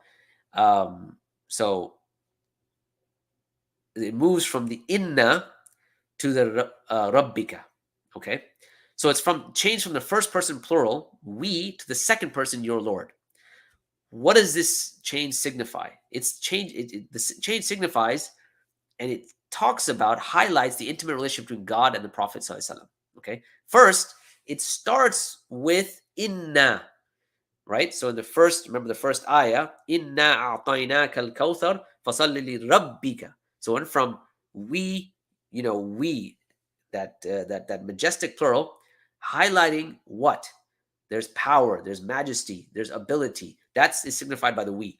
It shifts to this idea of closeness, right? Rabbuk, right? Your Lord, right? And not just your creator, right? It's your Rabb. Remember, we just in feature number 10, we talked about the word Rabb itself, but now your love, your Lord. Okay? So it moves from we to your.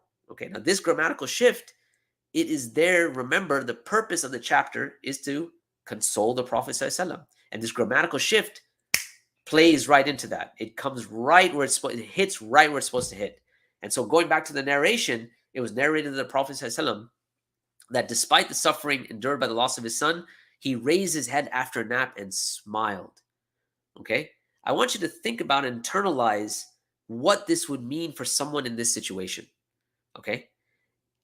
And what this grammatical shift, the amazing emotive psycho-spiritual impact it would have to go from we, power and majesty, to that closeness, right? Rabbik, right? Your Lord. What that means. So he wakes up, the Prophet ﷺ, just now this chapter was revealed to me. Bismillah ar-Rahman ar-Rahim. Inna a'tainaka al-Kawthar ila al-akhiri. So moving on. Word choice. One har. And I'm at number 12. And time is of a premium. So let's try to move as fast as we can. One har. All right. The word is from the trilateral root nahara, and it has the following meaning. So it means the chest, the upper part of the chest, the throat, to slaughter, to strive, to pour down heavily. This particular phrase, or this particular word rather, that's used, it signifies sacrificing an animal, but it also means to stand in prayer. And it also means to raise one's hand in prayer, reciting the takbir, saying Allahu Akbar. Okay? All of this comes under wanhar, right? Or anhar. Okay. Now, the reason why this word is specific and perfect here is because of the multiple layers. So while you have the kuffar, they would sacrifice their animals to idols, we sacrifice our animals to Allah subhanahu wa ta'ala. We stand in prayer to Allah subhanahu wa ta'ala. And Allah is the greatest. All of these, wanhar, is what's captured in this word. Again, we're going to go back to feature number 13, which is emphasis. We've already talked about this. Inna, it's just the same thing, except now, instead of highlighting the power and majesty of Allah, it is emphasizing the fact that the kuffar who are making fun of the Prophet ﷺ, who are denigrating the Prophet ﷺ, had been cut off. So in the first case, inna, indeed, certainly, most certainly, that emphasis, Allah, the one who has power and ability and dominion. Here, indeed, certainly, no doubt, they're the ones that are cut off. Okay. Shaniyaka, your hater. The word shaniyaka is derived from the trilateral root sheen, nun, hamza. Okay. And what does this mean? It means to hate, to abhor. It's a type of hatred, ugliness, evildoers. It's hatred towards that which has a type of ugliness or people that are evil. It's a hatred mixed with enmity and evilness of disposition. Okay. So you might hate something, but there's a certain type of hate that is directed towards something that is evil in its disposition. It has a degree of negativity to it. It has a degree of animosity. There's animosity towards you, and there's enmity towards you. Okay, that is where this trilateral root, right? Sheen, nun, hamza. That is this type of hatred. There are other words that are used for hatred in the Quran. For instance, karaha, right? From kaf, ra, ha, sorry, means to cause to be hated, to be loathed, to be disliked. This is so. Let's take a couple of ayat to elucidate this point and try to see what the difference is and why shani here that's used is a word choice that is right on point. Okay, so in the fifth chapter, fifth surah, Allah subhanahu wa ta'ala says, Ya ayyuhalladhina amanu kunu qawamina lillahi shuhada bil qist. O you who have believed, be persistently standing firm for Allah, witnesses for justice. وَلَا تَجْرِمَنَّكُمْ شَنَآنُ قَوْمٍ عَلَىٰ أَلَّا تَعْدِلُوا. All right, and so do not let the hatred of a people, and here, what is the term that's used? Shana'anu, right? The hatred of a people. The same triliteral root that's used. So you may have a people that are evil, that have an evil disposition. But even that, what Allah here is saying is, even if they have an evil disposition, that doesn't give you the right to be unjust towards them, even if they have an evil disposition towards them. That's why shana'ana, right? Shana'anu qawman is used here, okay? Because it could be that they are evil, they're bad people, they may be non-Muslims or whatever, have anti-Muslim bigotry or whatever it might be. But that should not negate you being just, okay? Now let's look at the other form of the word to hate, which is, right, there's a karaha, right, a kariha, right? By the way, the word makruh comes from there, that which is hated by Allah, right? In terms of the jurisprudential rulings. Okay, Allah subhanahu wa ta'ala says, Kutiba alaykumul qital. Indeed, fighting, or rather, fighting has been enjoined upon you, has been prescribed upon you. وَهُوَ كُرْهٌ لَكُمْ كُرْ. It is hated to you. Now, the fighting itself, is that something in and of itself evil? Well, the rest of the ayah actually elucidates that. It tells you that no, it's not. Why? Because it is good for you, right? Because Allah says, that you hate this command to fight, right? Like, who wants to go out, go to war, fight? وَهُوَ كُرْهٌ لَكُمْ, right? Like, you hate it. But then that fighting in and of itself is not evil. Why? Because Allah then continues and says, وَعَصَىٰ أَن تَكْرَهُ شَيْئًا وَهُوَ خَيْرٌ لَكُمْ. It may be something that is hated to you, but it's good for you. So here, that karaha, that thing that you hate, in fact, it's good, right? وَعَصَىٰ أَن تُحِبُّوا شَيْئًا وَهُوَ شَرٌ لَكُمْ. And it may be something that you love a thing and it's bad for you. وَاللَّهُ يَعْلَمُ وَأَنْتُمْ لَا تَعْلَمُونَ. And so we see that karaha, kariha, has a different meaning. Going back to the term, which we said, your hater, it is perfectly suited here. Why? Because the one that's making fun of the Prophet ﷺ, the one that's mocking the Prophet ﷺ by saying that you're cut off, the hatred, right? That hater is evil in and of themselves. They're evil, right? From the first point that they are, going against the Prophet ﷺ. So again, the word choice, Allah is not using any other word for hater except one that has this particular hatred mixed with enmity and evilness of disposition. Okay, let's move on. Word choice number 15, and we're almost done, inshallah. Al-Abtar, right? Abtar.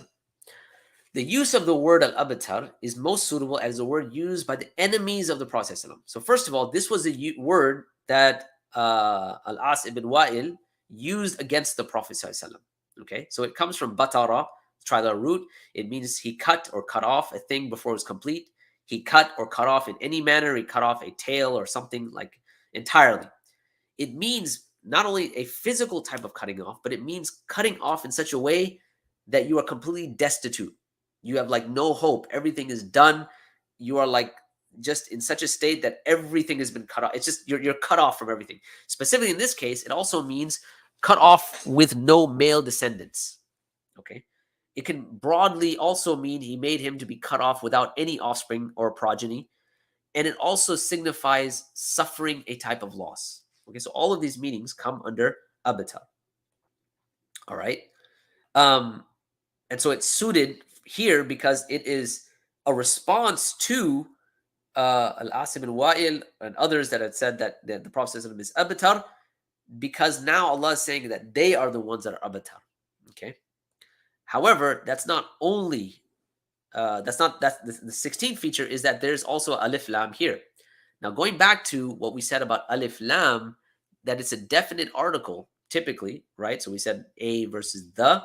So it's used for specification, right? And confinement, exclusivity. We mentioned that. And remember, I said there was a taxonomic comprehensiveness, the entire class of something. Okay. In this context, it is talking about al-abtaru, right? Like this specific person or this particular thing. Now, what it's referring to is that it's not the Prophet ﷺ that's cut off, but only this particular person that is cursing at the Prophet ﷺ. So in this case, it's talking about a specification, al-abtar. Okay, it's a confinement exclusivity here. All right, but it's not only that. It's not only the alif lam that has that emphasis. There's also the pronoun huwa. Huwa al-abtar is what's used, right? So huwa here is saying that this person, Allah could have said, this person is abtar, right? Or al-abtar, the one who is cut off. But he says, huwa al-abtar, it's adding more emphasis. Now pause here for a second. When we're talking about emphasis, remember emphasis has a semantic value. To emphasize something more than once has a semantic value. It adds to the meaning. Maybe not in the sense that, sometimes you say like, why would you say the same thing over and over again? But even in that emphasis, the shades of that emphasis are what signify deeper meaning. So it's emphasizing and then emphasizing again and then emphasizing over again. Okay. So indeed, indeed, your hater, he is cut off. The huwa is the emphasis here. Okay. All right. Now, like we said about al-Kawthar, that nothing comes after it. Similarly, in this last ayah, inna shaniyaka huwa al-abtar, nothing comes after abtar. All right. Why is that significant? Because just like in al-Kawthar, the fact that it stops there, it is indicative of everything that's good. Because you could say al-Kawthar, like what amongst this goodness? What all this great abundant goodness, what amongst it? There's no adjective that describes it. Okay, well, what it's left open. Here, abatar is to cut off from what? Everything. Everything that's good, it's cut off.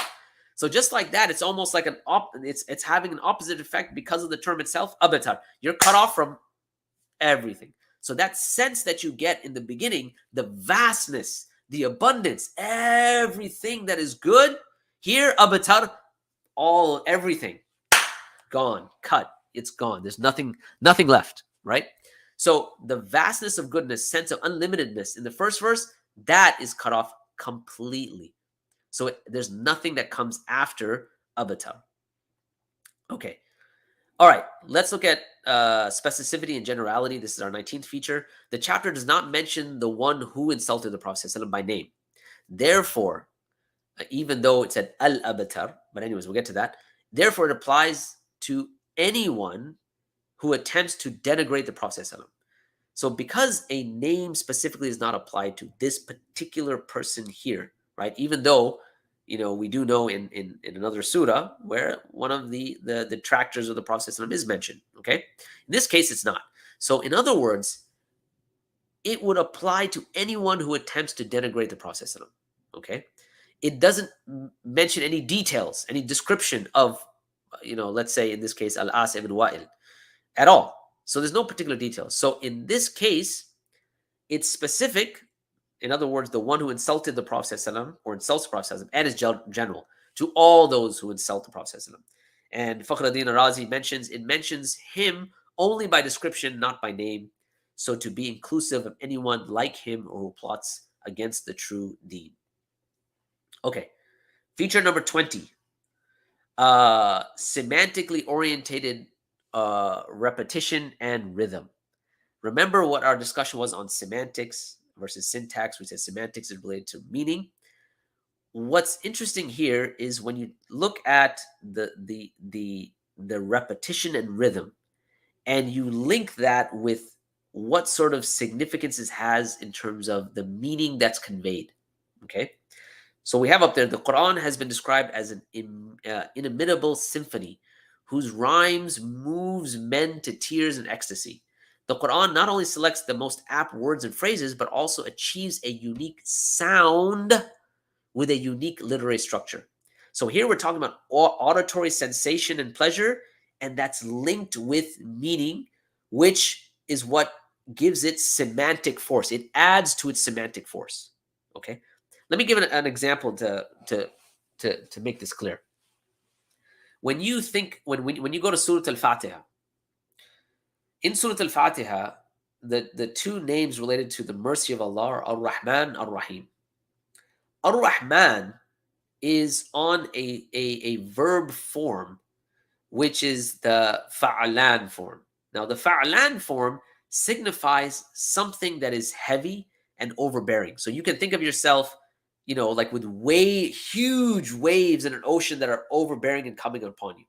So when you hear when we read Ar-Rahman, this is the idea that mercy is like overbearing waves upon waves upon waves. It's a fullness.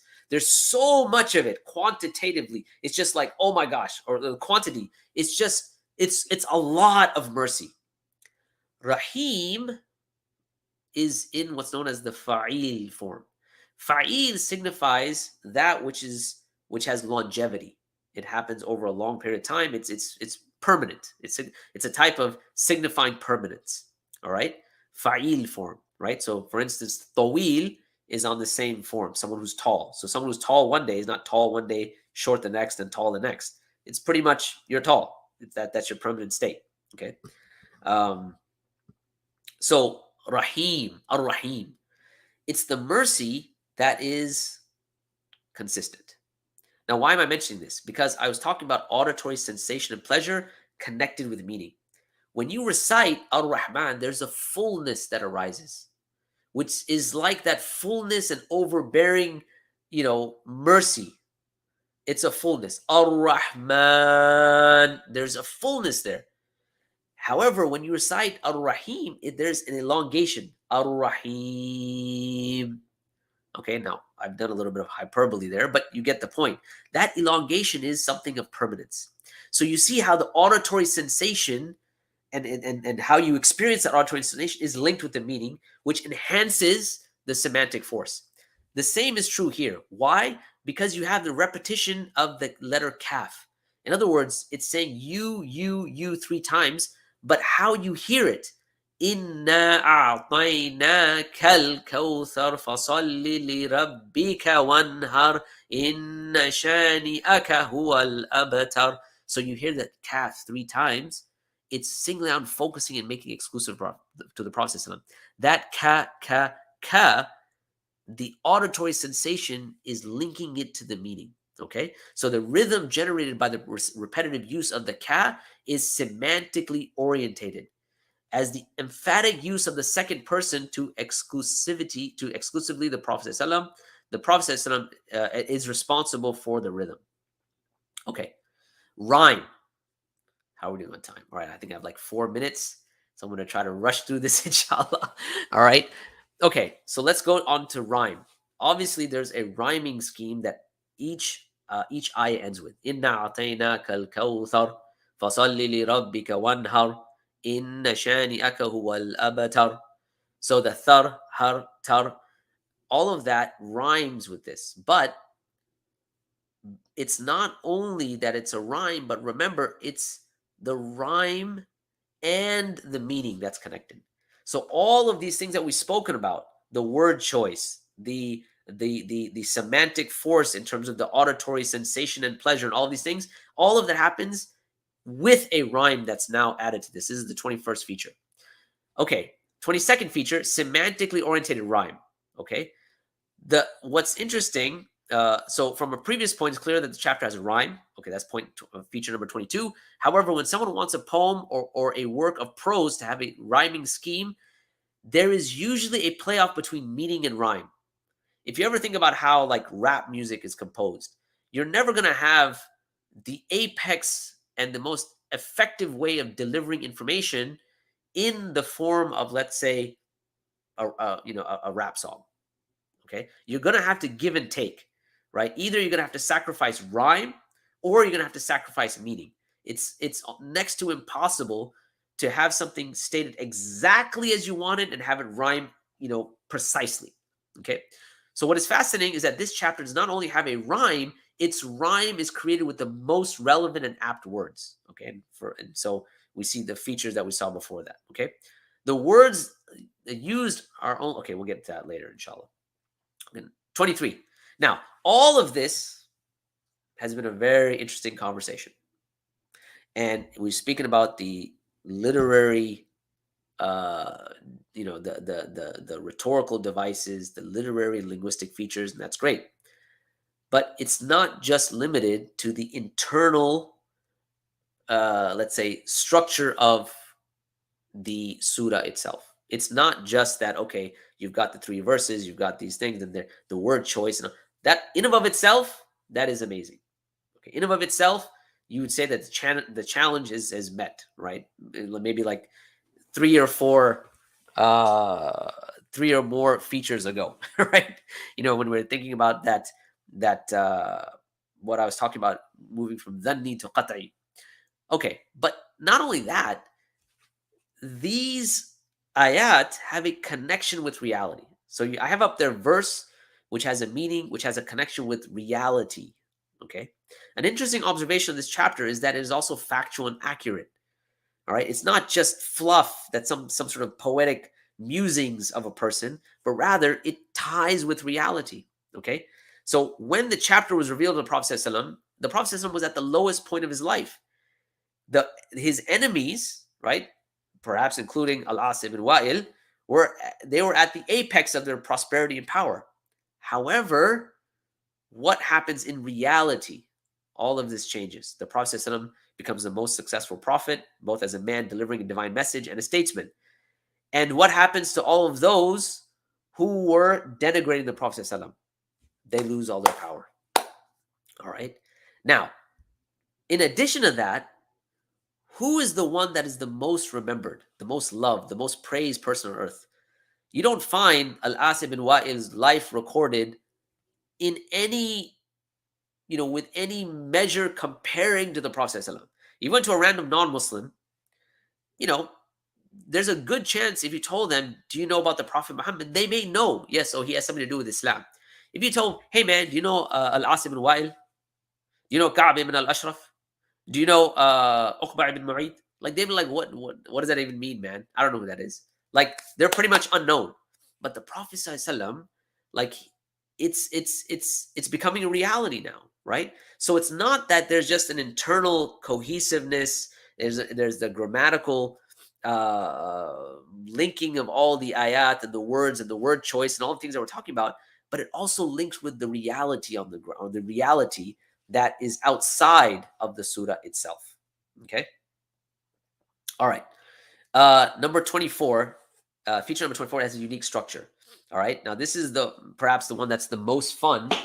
So I'll try to cover this as quickly as I can. So inna a'tainaka al-Kawthar fasalli li rabbika wanhar inna shani'aka wal abtar. This chapter has 10 lexical items. So again, let's understand what a lexical item is. A lexical item refers to a word or chain of words that make up the building blocks of a text or a language. So for example, if you say I love you, it's 3 words, but 1 lexical item. The words I am not are 3 words, all right, but 1 lexical item. In the context of Arabic, it can be a word with a linguistic particle or preposition.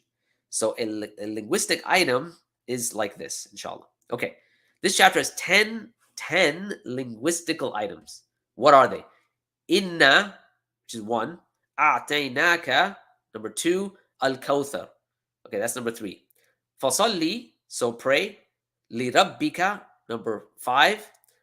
Li rabbika wanhar, number 6. Okay. Inna, the 7th linguistic what was I saying? The second lexical item, excuse me. The 7th lexical item, inna, indeed. Shaniaka, 8th lexical item. Huwa, 9th lexical item. Al-Abtar, the 10th. Remember when we started the challenge, right? So we said, all right, pick 10 phrases. So we have 10 lexical items. All right. Interestingly enough, the whole chapter has used 10 letters only once. Now, if you analyze this, and let me just stop here for a second. When you think, and let's take a kind of a macro view of what we're talking about for a second before we get to the micro counting the letters. What was the linguistic environment? The linguistic environment in which the Qur'an is coming is not an environment that is heavy or where writing and reading is something that is widespread, right? The environment is not burgeoning with people who can read and write. In fact, it's the opposite. When it comes to reading and writing, the environment is a bit emaciated. There's not that many people that can read and write. Very few people can read and write. When you think about the process, how you go from something you're saying to writing something, you're giving a sign that's written to the sound that you're saying. So it's like you're putting a symbolism down, or not a symbol down to signify what you're saying. That process of writing something, in fact, is a type of archaic technology. It enhances how you're able to engage with the language. If you don't have it, then your engagement with language is going to be quite different. Your experience of the language is going to be different. Okay.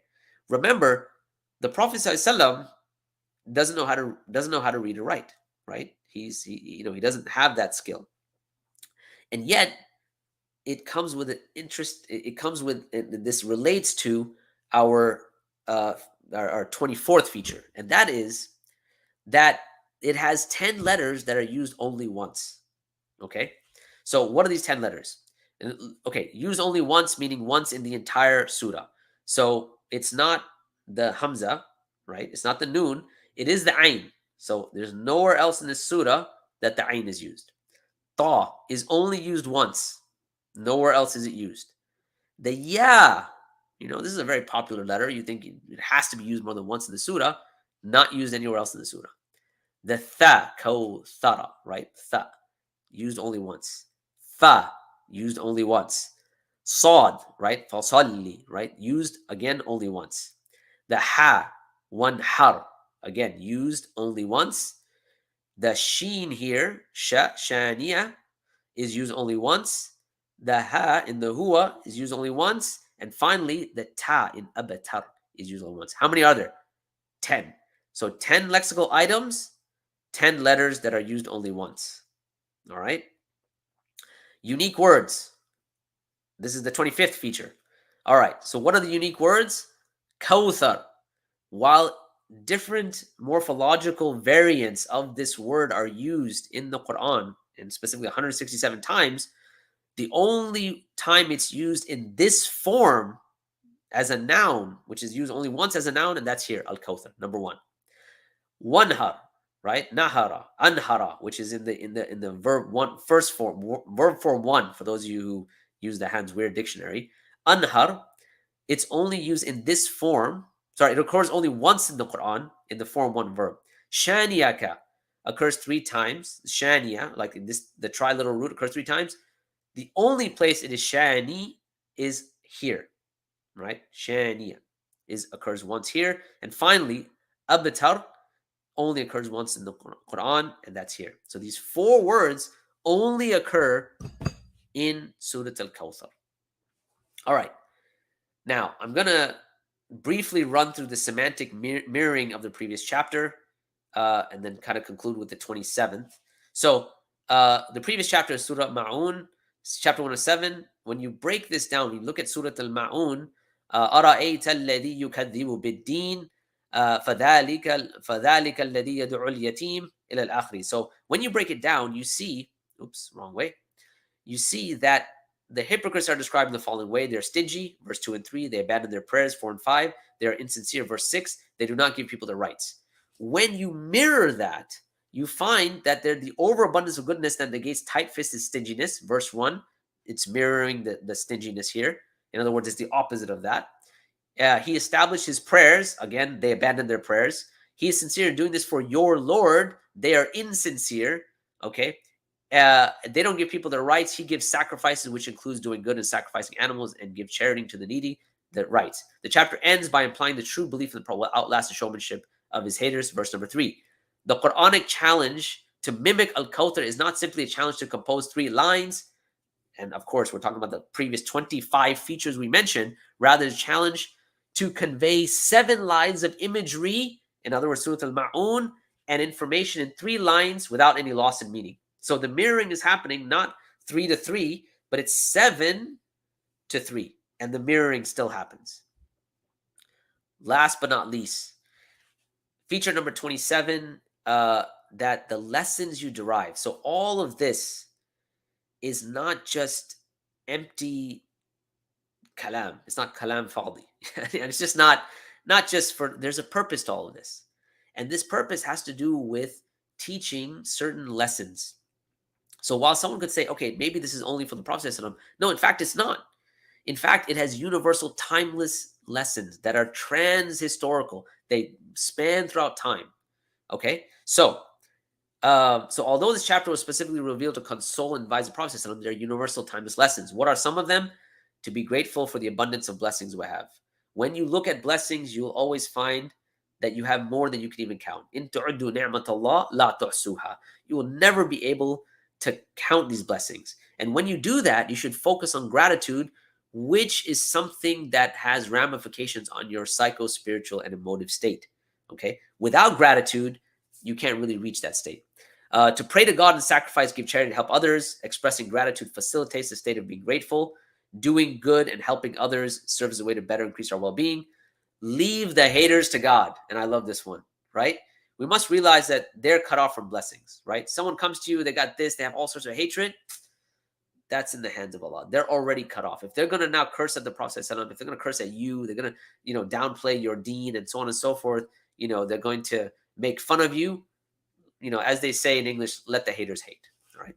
Now, I've kind of rushed through the last few, but let me just stop here. It's 1:10, and I can do another 5 minutes, and then we can do another 5 minutes just for Q&A. And I was initially thinking that we would go till 1. It's 1:10. So if anyone has any questions, please go ahead and post those questions, and I'll try to take them. That being the case, while I wait, if there are any questions, I'm going to again refer you, going all the way back to, let's see if I can find the slide, to the article. This is it. Let me see here. Nope. To the article that this presentation was based upon, this seminar was based upon. And where is it? Oh, there it is. So if hopefully you benefited from some of this, inshallah. If you did, I'm highly recommending you go to sapiensinstitute.org /essays and articles. You can find this article there with a lot more detail and references, inshallah. So any questions before we conclude today? Unless everyone has already taken off because that was super long.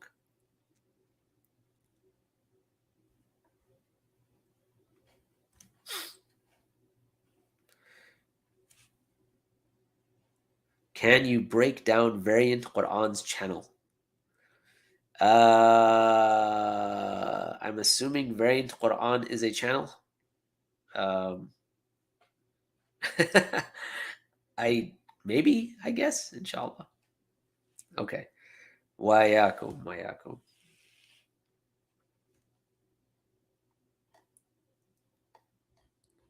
me see if there are some questions that.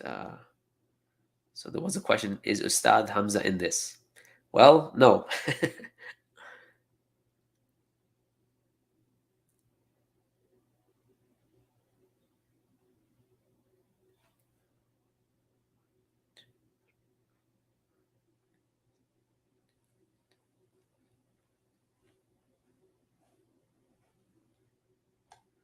Okay, anyone else?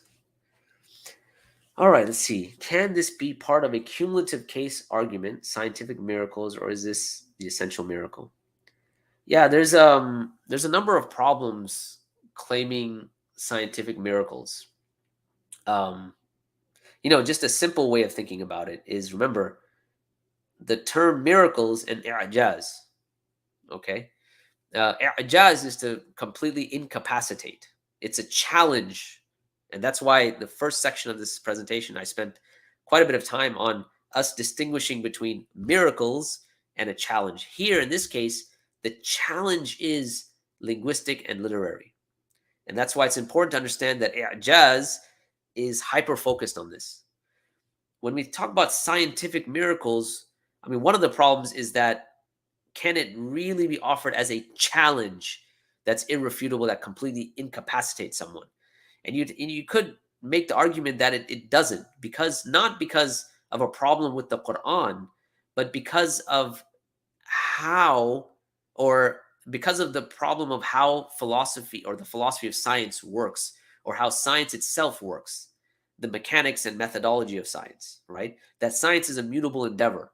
So in trying to use it as a tool, it becomes very problematic to say, okay, we can incapacitate, your explanation of the Quran, or your understanding the Quran is not from Allah by way of science, because science itself is mutable and the Quran is not mutable, right? And there's, I think, a good article on this that Hamza has written as well. I don't know if it's on the Sapient site, but it is definitely part of the Divine Reality book. And I think there's some more work that's coming out talking about how we can use science related to a multi-leveled and multi-layered approach of the Quran. So you'll notice even in this presentation, there were words that had various meanings, and the accommodation of those meanings was something quite remarkable, right? And so when you're thinking about scientific facts and how human understanding, develops and in a sense progresses, I'm a bit hesitant using progresses, but anyhow, as human understanding progresses, that it can match various understandings of the human being, right?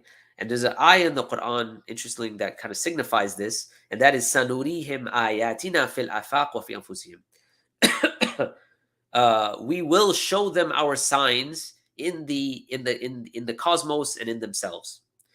The verb to see is preceded by a seen, which what that means is, remember we said the verbs have a past tense and a present future tense.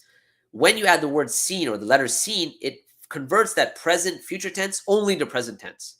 So therefore, every time you read this ayah, sanurihim, we will show, you will always be seeing things or seeing signs in the cosmos and in yourself, right? Because science as an endeavor, there's always discovery. You don't complete, right? You don't come to an end. You're always, observation is becoming more and more sophisticated, is becoming enhanced. So you're able to discover different things, and you can go through paradigm shifts, right? So that's, I don't know if that helped out for Brother Irfan, your question, inshallah. Okay. So that being the case, I'm going to go ahead and stop here. Jazakumullahu khair. May Allah subhanahu wa ta'ala bless all of you, taking out your time. I know this presentation, this seminar was a bit long, but it was marketed as a seminar. So that being the case, we kind of knew upfront it would be long. Also, if there was any sort of lacking on my behalf in reflecting the article, the essay itself, that's all from me. The article itself is quite good. May Allah subhanahu wa ta'ala reward Hamza, jazahullah khair, and reward him for his efforts.